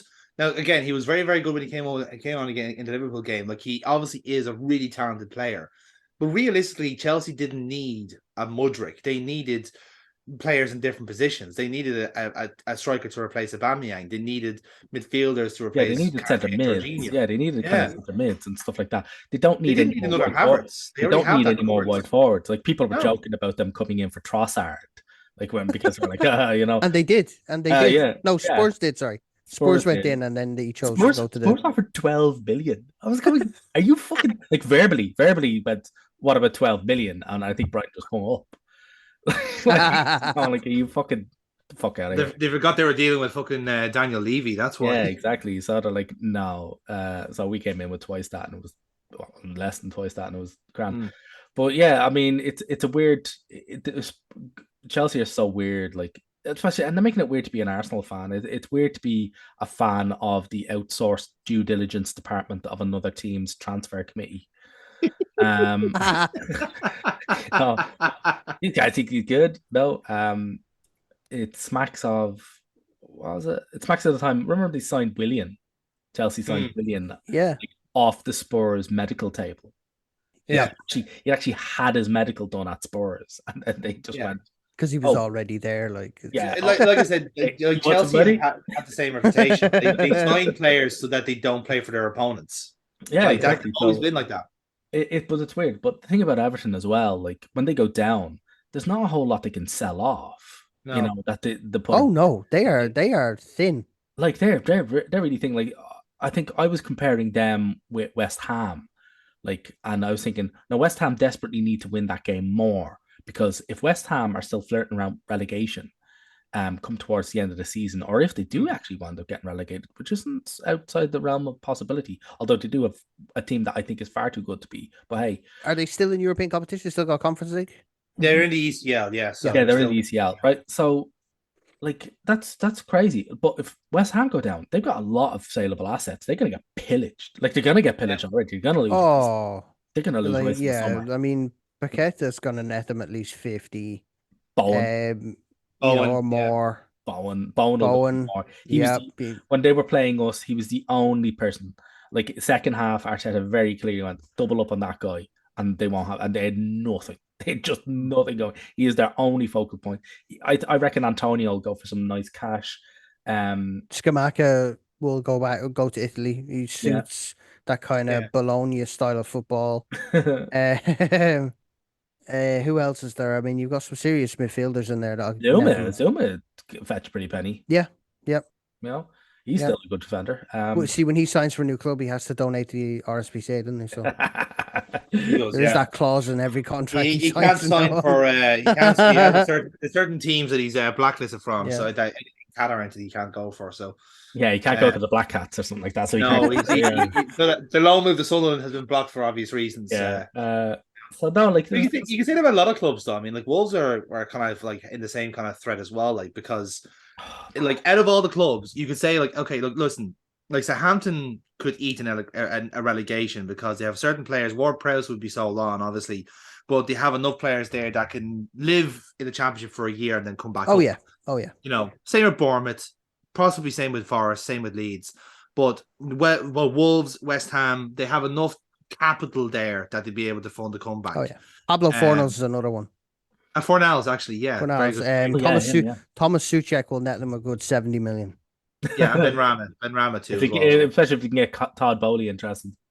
But Everton, like as you said, like they are in that very dangerous double negative, if you will, in that they don't have enough quality to stay in the Premier League, and they don't have enough to sell on to deal with the equity. They really don't.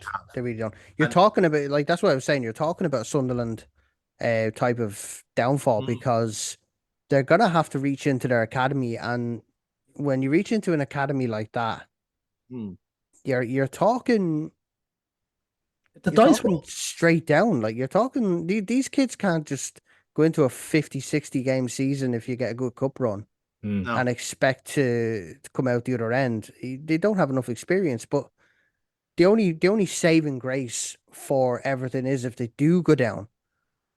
If you have the likes of Jordan Pickford getting sold, it will be getting sold. Although I know he's injured for the rest of the season. The likes of Yeah, but they won't get the money back on Iwobi. I'm like, No, they won't, but we they'll free up a pounced lot of them for that. wage bill. They'll free up a ton Yeah, of wage yeah, bill. The wage bill is the anchor at the minute as Yeah. well. Like they are I on mean, they're on big wages because essentially if you wanted to go to Everton, Everton had to offer them big wages to get there in the first place.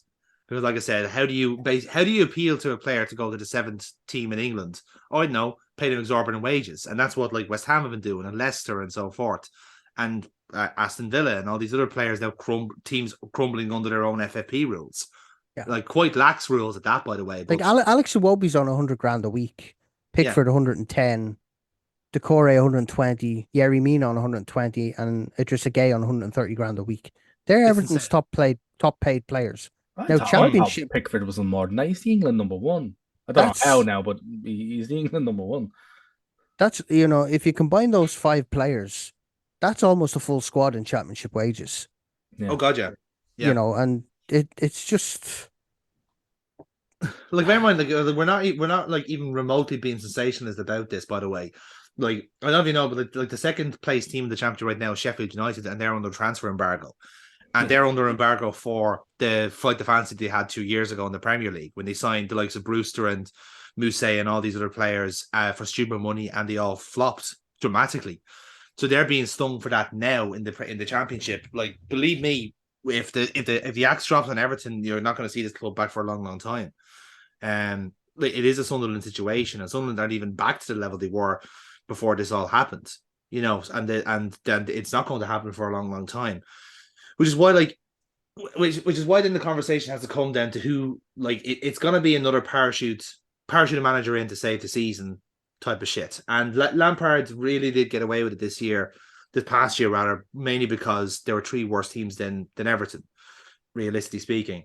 So then it comes to the shortlist, and again, I feel like I keep bringing up the word of identity, but it really does actually matter for Everton here because the names in the shortlist are literally just a potluck of managers who don't have a job yet, and they're all completely different, right? So even today, now before the match started, they were reviewing the potential candidates, and the two they were saying, the two they were suggesting were Sean Dyche on one side, who's now and been not linked with the Everton job. Yeah, he has been emphatically not linked. Yeah. and Marcelo Bielsa, who, like, as much as I like Bielsa, somehow I don't think he'd take that poison chalice. But this is the point. Like, the people, as I say, I don't know who's in charge of the actual club when it comes to recruitment and appointing managers and so forth. But you cannot look at these two managers and think they're the same side of the coin. You know, the kind of way. You don't go for either total, like, liquid football, as it were, with Bielsa, or you go for solid structure, sensible, on a budget football in Dyche. You don't do that. You need to have an idea of what you want going in. But look at the managerial appointments. They have literally just found the best CV and hope for the best, and hope they find what they I want. mean, the problem is here, Everton are in a bit of a they're in a really bad spot because the managers that are available wouldn't take that job with a barge pole. Yeah. And the managers that are available that just wouldn't cut it at Everton, the club would not hire. So let's put it this way. Joachim Low is available, wouldn't touch it. Pochettino wouldn't touch it. No. Luis Enrique wouldn't be caught dead. Thomas Tuchel, not a chance he's coming back to the Premier League. Zidane don't even start, and then literally a couple of names down that list. Steven Gerrard. Yeah. Rafa Benitez, who So again little thought there was at Everton already. Dunga, no. Ralph Hassan, who not a chance. I mean, these are the names that are literally below the only ones that you could realistically bring in to change the club who would not be caught dead at the club. They're Exactly. literally stuck. That shortlist now becomes down to Evertonians, down to managers who will go there for the romance. If it were me, I would put Duncan Ferguson in charge for the rest of the season. Might as well. If it were me, I would put him in charge for the rest of the season. Isn't that Tate and Leighton Baines have taken over? Yeah. Well, like, they're desperate to get people in now because they're essentially off for 2 weeks. They don't play again until the 4th, which is against us. So they're like, right, we can't go on and we can't leave it because if we fire him like with 4 days to go, the team's going to be more disarray, and then Arsenal absolutely slice us up at the fucking sandwich bee. Yeah. So yeah, I mean, Another two names are Villas Boas and, you know, the other name there was Jurgen Klinsmann. But I mean, again, that's the exact reaction you're going to get from fans if you talk about these names coming to Everton, because there's no thought behind you're any of this. never going to please the fans. No name that would have, enough of self-respect to go to the club would never come. The fans, the managers the fans want will never come to the club. Yet the managers that the fans laugh at, the club could potentially get in, doesn't stand a chance. So they're fucked either way. Let's put it that way.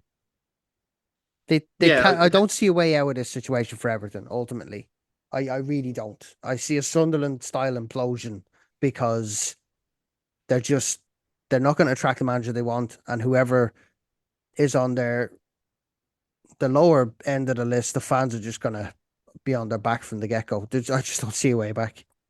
Yeah, no, it's crazy. Like, no, they very much might actually just implode, go down, and just slide all the way fucking down. They are a horrendously run club. I've been saying this for years, and the money to keep them afloat is just run out. But to be honest with you, I don't. Even if they got Bielsa, I don't see him keeping them up. You know, there's a high chance he might pull a Lazio and quit the day he's on. Do you know what's horrible? Do you know what's even more horrible? Moise Keane is on loan at Juventus. Now, imagine having a striker of that caliber out on loan when you're fighting to stay in the Premier League. Unbelievable. And you're not able to recall him, by the way, because Juventus. No, you can't. And if you look at the people that are out on loan, it's fucking hilarious, right? Listen to this when you talk about you're fighting to stay up, right? You have the likes of Niles and Kunku on loan Saint Etienne and Andre Gomez at Lille, and neither of those would even think of coming back. They're on loan until June 2023. Now you imagine you're coming back and going, "Hey, we're in the championship. Hey, I need to talk to my agent." Like, do you know what I mean? Like, but it goes back to the same thing. The reason they're out on loan is because Everton couldn't afford them.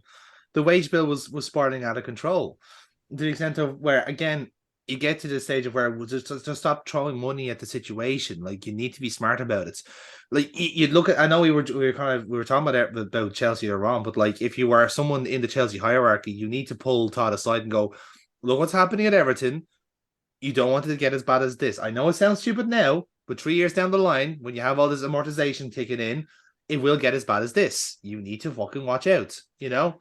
Isn't Dan Juma, isn't he already, because they've signed him and then like they've sacked Lampard, didn't he already actually turn around to go, oh, I want the clause put in that if you appoint Moyes, I can cancel my contract? Yeah, that was true. Yeah, he apparently because Moyes vetoed his move to West Ham earlier in the year. Yeah. So he's like, I don't want to ever play for that man again. And then when he heard Moyes was like top of the names that they were gonna try and hire, I was like laughing my arse off about that. I was like, wow, he's actually putting more thought into who the next Everton manager is than the fucking board. Well, that's just it. Like, I mean, like as we said, who at this stage is gonna have to be a joke appointment for Everton. Like, legit, like I'm gonna throw Steven Gerrard out there as a name because I think the Everton like leadership are that like narrow-minded and like naive that they would willingly take a Liverpool legend as their manager. Like Gerrard would love that. Gerrard would absolutely be delighted to be the captain of the Titanic there. But yeah, I'm seeing a lot of Bielsa at the moment, a lot of Marcelino as well, who is the Valencia manager. So he's used to managing in the basket case. You know, Marcelino's a fucking psycho. Although in all fairness now, like managing Everton, the toxic pot that is Everton right now, might just push him over the edge. He might just push him over the edge. He might actually just wind up getting sectioned. Like that would just be hilarious. Yeah. You know, that would be that would be a fascinating way to end the season, wouldn't it? Like that would be absolutely at the end when they get relegated, he gets dragged away. We all know at the end of it all where this is heading, and we all know what's going to happen when it hits the end of the transfer window, and there's only one name on everyone's lips every year when someone gets sacked. Big Sam's coming back. Yeah. It's bound to happen. I'm telling you. Big Sam is inevitable. And you know In what? We're fairness, laughing, but you know what? You'll fucking do it as well. how's this for a seamless transition? Well, one club that certainly could do with Big Sam's ability to manage finances is Juventus. Uh, so get out your pints of wine, your finest hearty red, because you may have got some shit going on, lads. And it's beautiful. Yeah, although they're going to be Did you look at bailed the out story? because breaking news is that Chelsea are bidding 180 million pounds for the 15 points they were docked. I'll have to. Oh, interesting. Yeah, absolutely. Yeah, Todd Bowley thinks he can do that. Right, that's He can that's buy points good. to add to his Premier League tally. Fantastic. From the Serie A. I mean, I just did a math there and just double check. So apparently that would take him to second. So yeah, that's actually that's a good strategy, actually. Yeah, and I'm surprised that Man City didn't do that beforehand. To be honest, but has anyone been keeping up with this wonderful story about Italian football yet again in flames? Or I have, and it's been hilarious. It's brilliant because it's not just like the club being spectacularly stupid with their finances. It's also like the prosecutors and the people whose job it is to monitor these financial crimes, and that's what they are, the financial crimes. And the hilarious thing, it's a fat for Napoli. And it's so brilliant. So it did start a few years ago.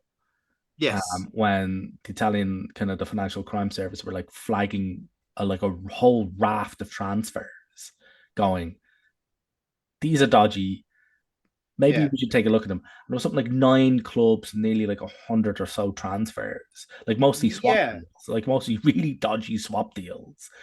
There was a term for them, and I'm trying to look up what the term is, like plus valente or something like that. It's basically like overinflation of the price or something. They're basically because they were like swapping players, but then registering them as like vastly higher. It was like, well, we've swapped him for a player that's worth 60 million quid, so our player must be worth 60 million euros. When in fact, you'd be lucky to get 15 for them. But the thing is that the transfer window in Serie A is done so very, very, very weirdly. It's still done the same way to this day. Is every team's head of recruitment and all the scouts gather in one hotel in Italy and do all the transfer dealings on one weekend a year, all among themselves in a hotel. Of course, because it's easier to get all of the hookers there. You know, you can get them in on a bus. I mean, true. I mean, look at the wonders that Berlusconi's doing being back in football. You know what I mean? He's back, baby. Actually, say if you win this game, I will get you a boatload of horrors. Actually, say that. Who was it he bought again? Was it Monza, wasn't it? Yeah. I didn't even think they were a team. It was like, I heard Monza beats. Who did Monza beat recently? Was it you? They drew a Fiorentina. Yeah, they drew a Fiorentina. I was like, what the fuck? How do you draw with like a racing circuit? I was like, shit. Lads, they are 13th in the Serie A. Yeah, they're not doing too badly now. Berlusconi ball is working. Not Berlusconi balls. Berlusconi ball is working. Yeah. In fairness, there's been an awful lot undefeated. They're undefeated in 7. Mm-hmm. Yeah. Oh, that's an awful lot of horrors. I hope they've got like a loyalty card system going with that brothel or something like that. It's like Quagmire. Yeah. Oh, do you take card? Sure. Yeah. It's caught in the window. Yeah, I'm just got a bit of the detail there, right? So, the watchdog you were talking about there, Neil. So basically, had this all. Sorry, we got my story got derailed by boatloads of horrors. By Silvio busloads of horrors. Sorry, yeah. Dave, come on, you know better. Yeah. Put the horse away until after the recording, Dave. Oh, that's going on the bloopers. It's going on the boobies, more like. But no. Basically, there was a Italian Federation, Football Federation, report done on 62 transfers in the last 2 seasons, and 42 of them involved Juventus. So the 2 that are being earmarked would be the swap deal between with Barcelona between Pjanic and Arthur Melo. We're obviously hilariously crooked. Like yeah. Oh yeah, gotcha. But 36 out of them were for young players. So essentially, as Dave was saying, like essentially between club to club, they do swap deals in between for young players and so forth. And it's usually like a feeder club to a bigger club, and then they loan back. So it's like Bologna or Cremonese, let's for instance, or Crotone will have a young player, or Spezia in certain cases. They'll do a deal with AC Milan, and AC Milan will pay the fee and then loan back to Bologna. Bologna will pay the fee back to them, and so forth. So there is a bit of laundering going on there, I think it's fair to say. But as you said, Neil, the actual prosecution rather let the team down because they their case was using transfer markets to use as player valuations as opposed to asking a fucking expert. But at the same time, as this happened, and while this investigation was happening, an actual serious investigation called Prisma was happening, which is essentially a more nationwide aspect, and files were seized from certain clubs and so forth. And essentially, a lot of like the higher ups at Juventus jumped before they were pushed. Yeah, it's the entire board resigned. Yeah. Yeah. So they all resigned en masse, claiming that it'll be a distraction or whatever bullshit. The whole of the league is going to suffer. This is going to have like the domino effect from this is going to be ridiculous. And also on top of the points deduction as well, Fabio Paratici has been given like a 30-month ban. Yeah. But is only operating in Italy. So they want to extend that out. So for those who don't know, he is currently the sporting director of Spurs. Yeah. So yeah, that's crazy. So there was bans on 11 past and present Juve directors from holding positions in Italian football. So Andrea Agnelli, the former owner, he's been banned for 2 years. Is Nesta one of those that has been banned as well? No. Pavel Nedved has been banned. Nedved, that's the one. Pavel Nedved, yeah. I reckon so. I can't imagine he dodged that. Hang on, he was a Mino Raiola client as well, actually. Oh yeah. But it's crazy. Like, and the Prisma case that you're talking about there isn't actually completed yet. No, this is still ongoing. Yeah. Yeah. So, but the first hearing for that doesn't kick on until March. And that's just one of those things where like we don't even know what's going to happen at the end of that. Like we're just going to have to wait and see. Then obviously they're going to open up another investigation into their salary movements. So yes. The Juve deferred wages issue. When I think was it a former player or something like that ratted them out? Was it the a former player did, and it was based a lot of it was based on the Ronaldo deal. Yeah. So the Ronaldo deal was such an anchor to the wage bill that they were hoping that other players would just kind of like volunteer their money off. In a very Barcelona way of gaslighting players out of their money. But it was how they declared it as well. So they told the players that they were going to have to surrender like 3 or 4 months of their salary, but in actual fact they only gave up 1. But on their finances, they booked, the players have given up 3 to 4 months, but they didn't. It was only the 1. So fuck, like that's going to be a big one. I reckon. So yeah, it's crazy. Like it is absolutely insane. And fuck yeah, I mean, like this might go all the way, like to like fucking competition disqualification and exclusions and shit like that. This might go. This might go. This like, see, Juventus were not necessarily having the best season in the world either. Like they were with the deduction, they were currently in third. Like joined with AC Milan. And Napoli are well and truly going to be champions of Serie A this season. They're 12 ahead of anybody else. Like, holy shit. They're murdering everybody, and rightfully so. They're one of the best teams in Europe right now. But Juventus, even with that now, are now 10th, behind the likes of Empoli and Torino. So teams like I wouldn't say like Napoli has like strong competition, like day by day. But certainly the Milan teams and Roma and Atalanta and Lazio, to be fair, are basically have the top 6 locked down. They have either Champions League or Europa League or ECL to themselves, and Juventus will essentially have to be chasing from this point on. But as you said, Neil, this is just one investigation and just one outcome. Like Juventus are certainly one of the greater offenders in this, but they're not the only ones. There are other clubs implicated, and it seems to be league-wide, whether it be by this kind of like practice, as Dave was talking about, or something else. It's not going to end here. So it would be interesting to see. I know the Milan clubs are definitely at it because they do a lot of those deals themselves, particularly AC, thanks to the Chinese ownership. And I believe there's another, and Udinese actually as well, because they had the Pizzi family are big fans of important players from Watford to the crowd in Spain and back and forth as well. So a lot of that's going to be Nixon the head, I'd say. Well, speaking of Udinese, Villa want De La Feu, who's another Jesus. former Everton player. And another Emery player, if I'm not mistaken, from the Sevilla days. Speaking of Italian football, there's talk here of Pep Guardiola said he's willing to let João Cancelo leave Man City in order to bring in Rafael Leao from AC Milan. He would be insane to do that because Cancelo is one of his best players. Well, he has come out and said he's willing to let João Cancelo leave if he can get Rafael Leao. That's insane. That is now imagine that front two of Haaland and Leao. They already have a front two of fucking Haaland and Julian Alvarez. Yeah. Now, unless you use Leao on the left, which you can do. I'll use him as a fucking wing back, maybe. I don't know.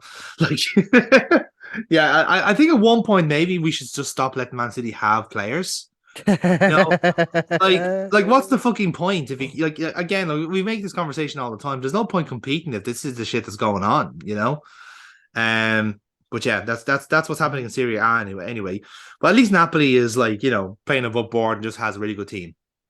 Let's just leave it at that. They do really well. I mean, I was overjoyed to see. I love AC Milan. I was great. I was delighted to see them win the league last season. And kind of get back to league winning ways. And Zlatan as a circus, you love to just watch that anyway. But to see Napoli top of that board, I bet you Lorenzo Insigne is kicking himself in the balls, man. Yeah, absolutely. Jesus. And it's not even that, but the player they got in to replace him is the reason they're going to win the championship as well. Yeah. It's Kvara, like Kvaradona. Like, my goodness, what a player, man. What a fucking player. And he's one of those players I actually actively wanted to stay at Napoli to become that cult figure. Let him stay there and let him be a hero. Like, absolutely.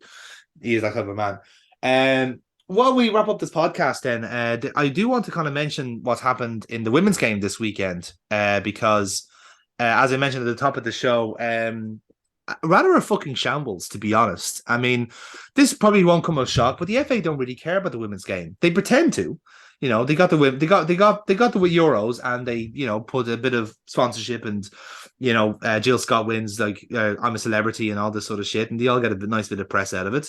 But when it comes to actually brass tacks, they still don't really care about the domestic game, as was proven by 3 of the fixtures in the WSL being called off because of frozen pitches. Now, we understand the attendances aren't the same like gargantuan levels as the men's game just yet.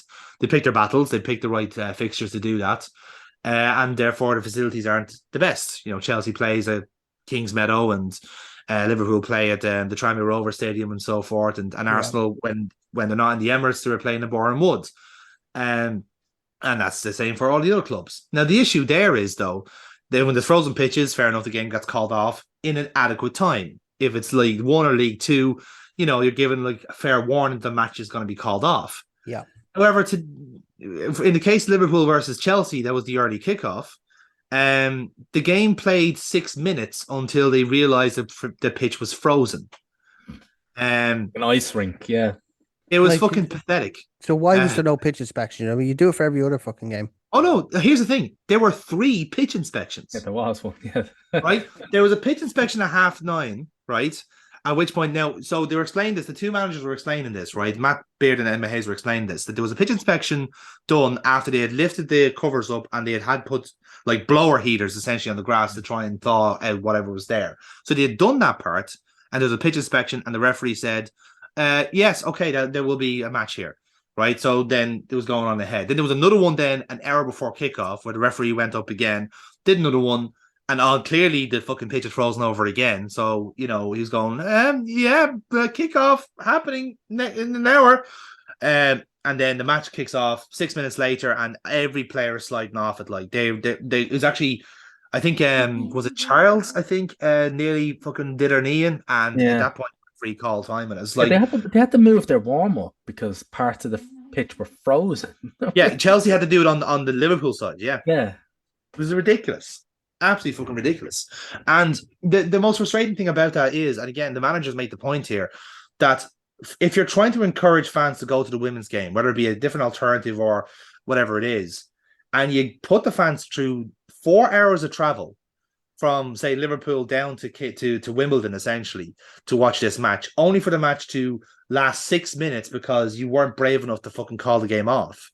Well, it's up to the referee. That was the FA were saying. It's up to the referee, and how the referees deem a pitch to be playable is that will the grass take a stud, and apparently on their walkthroughs it did, but I was like, well, when the players, the other people with studs who were on the pitch, well, it wasn't for them. So what would you these fucking magical studs? Were these given to you by the same guy who gave Jack his fucking beanstalk beans? Like what the fuck? Like how were you? How did you deem that fine when 6 minutes in, players are literally sliding around there like fucking drunk penguins? Like it's crazy. Like it's insane. So this happens 2 more times then on the same weekend, in that the Spurs and Brighton game was called off at a relatively adequate time, but again, it was a very late decision. This would have been the third pitch inspection done, and then decided to call the match off. Likewise, Arsenal and Brighton were meant to play, and again, Brighton fans, or rather Arsenal fans, making a long trek down to Brighton, only to be. I don't know if it was actually Brighton. I think it was either somewhere. Was it Margate or Torquay? I think it was somewhere. I can't remember where Brighton played their home games. But I think it's Margate. I think was so. it Margate? I think so. Yeah, it was somewhere down the on the south coast anyway. And essentially to have made that long trip down, and only to be called in, I say, like half an hour beforehand that the match was being called off. This is the second or third pitch inspection. You know what I mean? Like after the first one, you're gonna go, that ain't fucking fine because it's -1 out, and there's no chance of you don't have undersoil heating, so we're screwed.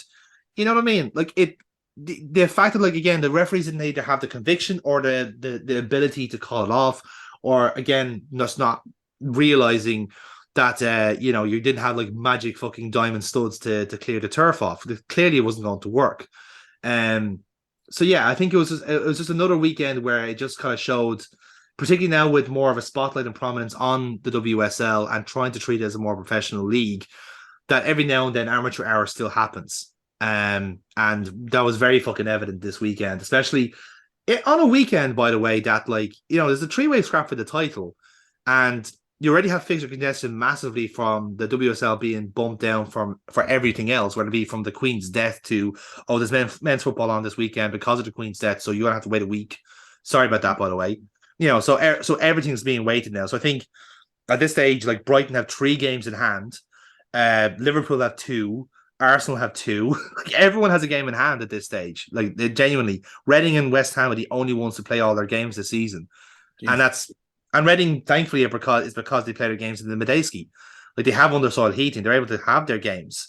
But it again, that's a separate issue in this sense. But like, I found it absolutely baffling in a match day that was actually quite crucial for Arsenal and Chelsea this season, that both their games were called off for the dumbest of administrative reasons. I think actually shows you how far WSL still has to go to actually fucking be treated as a serious competition. Like, it says a lot when there's a lot of lip service about stuff. And look, it hasn't been a great week for English football with the John Yems fucking situation. Yeah. So, this has been another kick in the balls, in this sense. But it just goes to show you, if lip service is one thing, and trying to say that you're a supporter of women's football, it's another story to actually be one and to give them the support and facilities to actually play the game. Yeah, so absolutely. It's another case of the FA just not being fit for purpose, and they haven't say that for banging that drum for fucking years. Yeah, the FA aren't really a footballing association, more so than just a marketing arm of the rest of the fucking the top league teams. Like, they're so craven and beholden to monetary issues. I mean, we would only hope for a footballing association as powerful or as like committed and as strong-willed as what happens, say, in La Liga, where they're really cracking down on financial, skullduggery, and the clubs almost go to war with their own associations. Whereas in the Premier League, they're almost like pathetically servile to the clubs. And again, same with the WSL. Like the Sunday was a embarrassment. It was absolutely an embarrassment. Yeah. If you're trying to grow this game, if you're trying to grow this brand, like this isn't how you fucking do it. Calling games off after 6 minutes. Yeah, the Brighton game against Arsenal and the other two games as well, they were all at least called off before kickoff. But to allow a game to go in for 6 minutes and then like the fucking highlight reel of those 6 minutes going around, like it's shambolic. Like Mm. you've got to look at that and go, what kind of a pitch inspection you did? You did 3 of them and none of this was picked off. Like there's section of the pitch that were frozen absolutely solid and the players were just going on. It was, as you said before, it was an ACL injury waiting to happen. Yeah. And But it makes the girls look stupid as well because we know the fucking the narrative against all the incel narrative against wasn't there men's World Cup type of shit, and then you have a clip that will be shared like that out of context. Like if you're trying to support the division and the whole concept of women's football, don't make them look like fucking idiots either. yeah, I think that's actually more insulting than anything else. Within those 6 minutes. exactly. You can't really claim, oh yeah, we do try and treat them the same way when this would absolutely not happen in the men's game. Like Not a chance. There's no way you can claim that, oh, we try and fight for an equal footing between the two genders when this shit's going on. It's like, sorry, we hear your words, but here we see the consequences of your actions or lack of action, let's face it. And guess what? There's a dichotomy here, and we're gonna go with actions do speak louder than words. Like, is it a money issue? Yeah, it is. It's also a will issue. It's also a commitment issue as well. You got to do shit. Yeah. Say shit, do shit, and it's shocking. Like nobody got out of that. Nobody got out of that looking good. That's the thing about it. Like nobody came out of that, smelling of roses. No. And I hope to make more of a fuss of it as well because at the moment the FA are kind of happy to just stick the fingers in the ears and hope it goes away. Yeah, they're hoping that people they're like, oh yeah, well, one video will get banged around Twitter for a bit, we'll get flamed out of it online, and then people will shut up about it after a week because and it's down to the managers to keep giving out about it. Like it needs to be voices like Matt Beard and Emma Hayes and as Eidval that are saying these things at the FA and constantly criticize them. Just keep fucking saying it to them because eventually you will get enough traction and something will be done. Yeah, it's frozen. He badmouthed the FA, so they came in. Yeah. There you go. I was actually silenced in real time. That's impressive. Yeah, absolutely. So I think it all comes down to apology there as well. It all comes down to one thing with women's football, unfortunately, and that's money. Yeah. If it it doesn't bring in the revenue, and it's all down to the ignorance of people. There's just a constant stream of negativity around the women's game on social media. When you talk to people about women's football, they're like, so not interested, whatever. Even after England, winning the Euros, there was a brief 2-3 months of, pizzazz about it, and then it just kind of went flat again. It's the same up here, the SWPL, Scottish Women's Premier League up here, like Celtic get an average of 150 spectators, and Hibs are the same. They get about 100 on average at every game, and I think that's the same down in the women's league in England is similar. Like they're just not getting the gate. That's why they have to play in these stadiums because the cost of running Anfield for a women's game is way above the cost of what they're getting at the gate. Exactly, yeah. Just the money's not there. The sponsorship isn't there. Sponsors aren't wanting to invest money where they're getting absolutely nothing back. They don't. They just. Unfortunately, that's the reality of it. There's not enough interest in the women's game to generate the revenue that would attract sponsors to put money into the game. So it's kind of like. Yeah, but again, that goes back to my kind of issue of the FA. That's the job of the FA. They don't care. That's the point. Like they're failing the FA. It's like you have to drum up the interest in this, as the Euro showed. If you give people good matches, they will come and watch them. And if they know about these good matches, they will go and watch them. you need to drum up this interest. This is their job, and they're just like, no, they don't see it as their job. They just see it as their job to wave their hand and say, "Oh, is it terrible that Yep. all these fucking players keep getting injured and all these pitches are frozen?" It's like, you're the fucking football association. It's your job to do something. It's not your job to do something about it. Whose fucking is? Yeah, exactly. It's, Exactly. Yeah. it's hand waving, it's hand wringing, and it's awful. And to see it coming Agreed. from the people whose job it is to actually do something about it, and that's what I think would be the most disheartening thing if I were involved, like business wise, or as a player, or as a manager or a coach or something like that in the women's team, to see just total apathy and active apathy, as in like an active willingness to do nothing on behalf of the people who are ostensibly the heads of your league and association. But like that would be the most disheartening thing for me. I'd be like, all right then, well, like we're literally fighting the hand that feeds. Yeah, Yeah. very much so. Very much so. Right then, so we're coming to the end of this Liquid Football podcast. Enjoying the conversation. Have we any other business before we close off? Anything that's caught our eye over the last few weeks? Anything kind of like funny and finally stories that they always do in the news?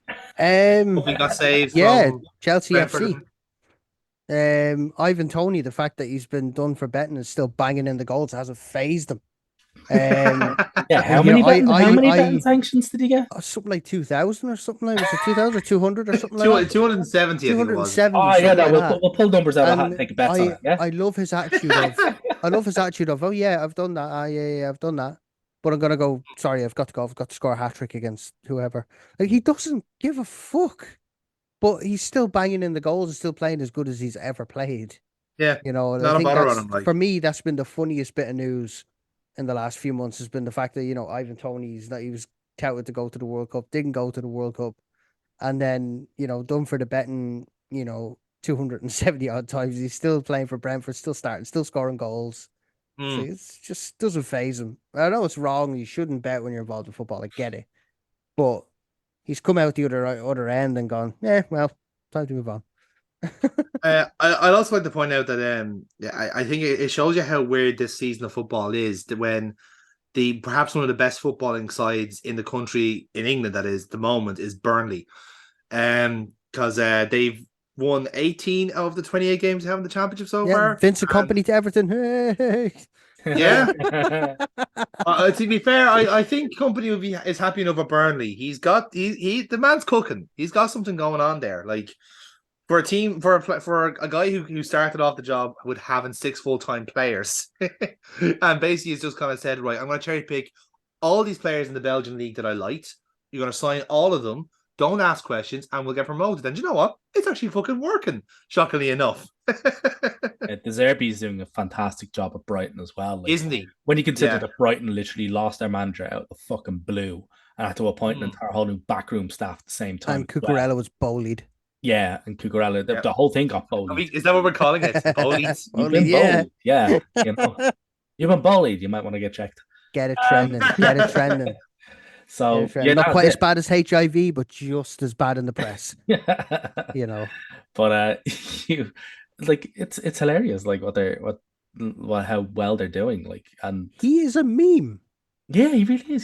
He's like, he gone onto Football Manager, turned the editor on, gave himself 500 like £1 billion budget, and just gone and bought every player that's available. Can we do that as a season mode, Dave? Can we be Todd Bowley? Like, we could do a series. We could do a Football Manager series called Bowley Ball and see Bowley Ball. Yeah, who is the fastest to spend the $1 billion and who wins the league. Who can buy the league the quickest? Who can buy the league the quickest? Who's like, oh, I'm gonna buy Victor Osimhen. Oh, they're charging me 100 million. I don't care. Just buy him. Buy. 100 million. How about 120? You're not good at haggling. Yeah, sure. But that's just it. And I think one of the key things I love hearing about at Brighton is the emergence of the next footballing T1000, the next big hyper goal scoring fucking behemoth. And guess what? He ain't Scandinavian. He's from Ireland. Big Ev Ferguson. Big Fergie energy here. Get the fuck in. Yeah, he's been banging them in.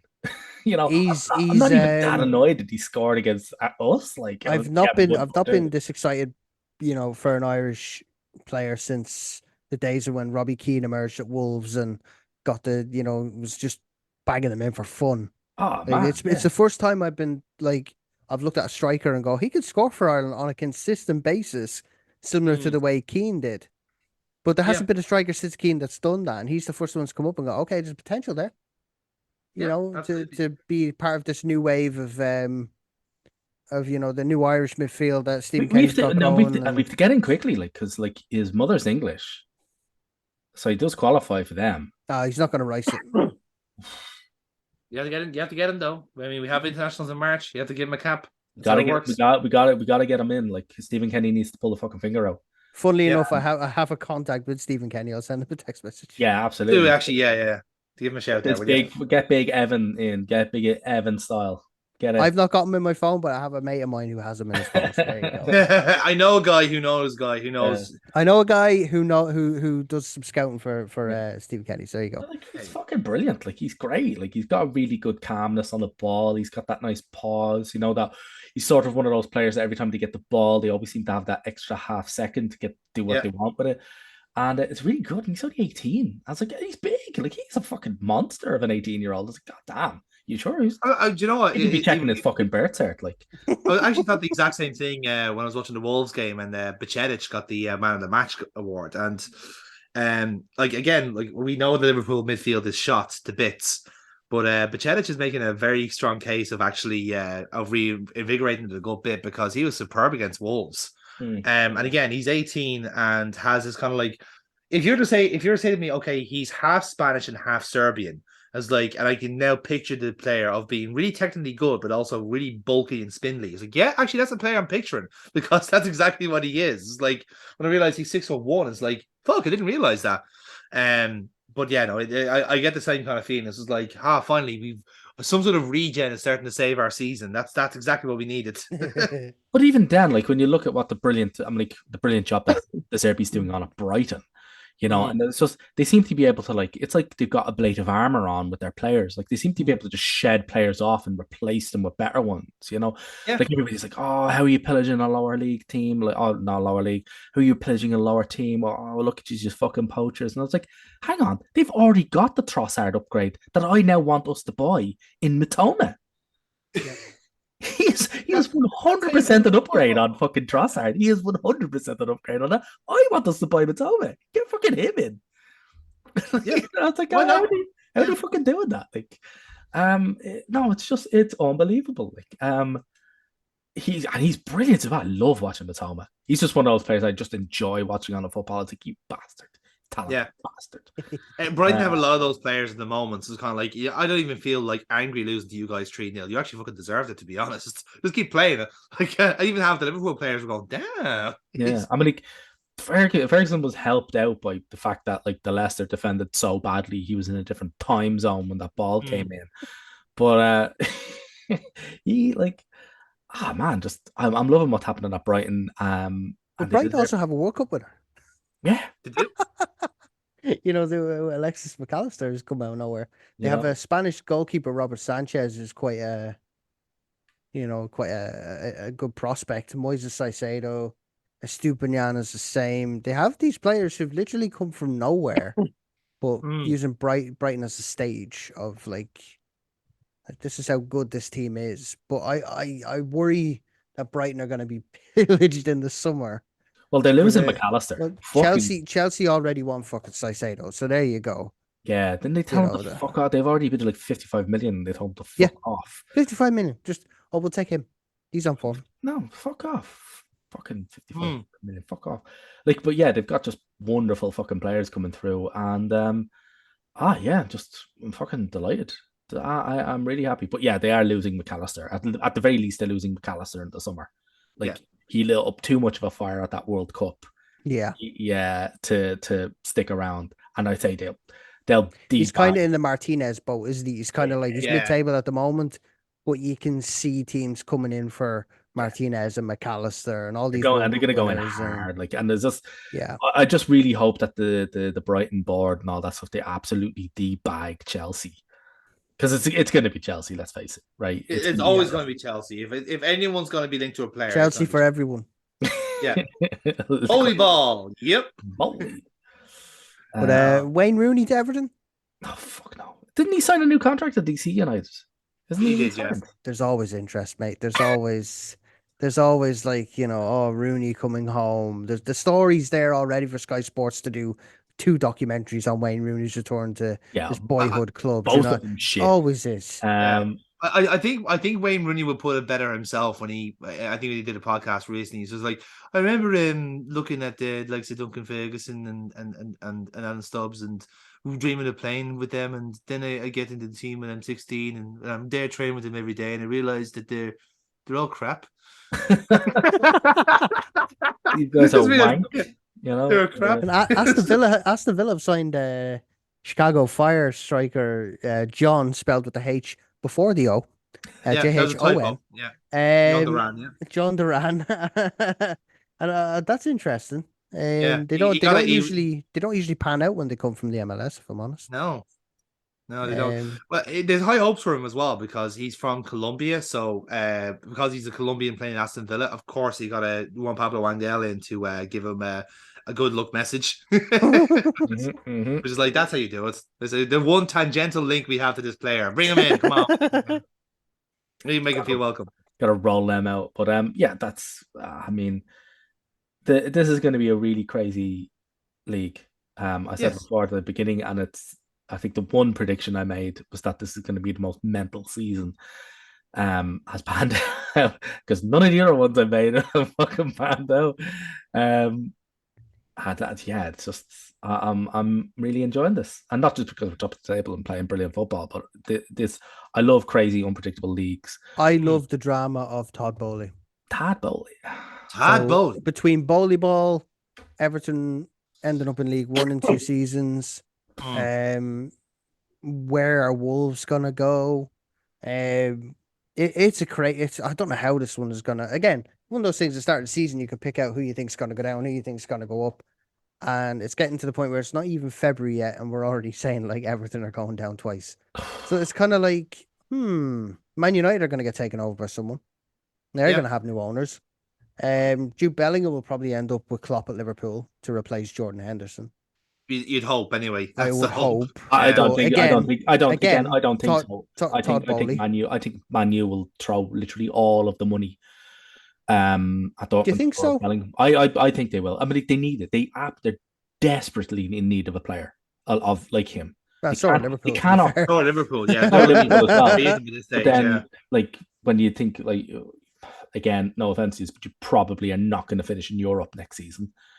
Man U probably will, so they'll have that at least to offer. And Man U are like nuts with cash as well. True. So, I just see them do that. I see Ten Hag just turning around and going, I cannot persist with this McFred bullshit anymore. Get me Bellingham. Fred. They're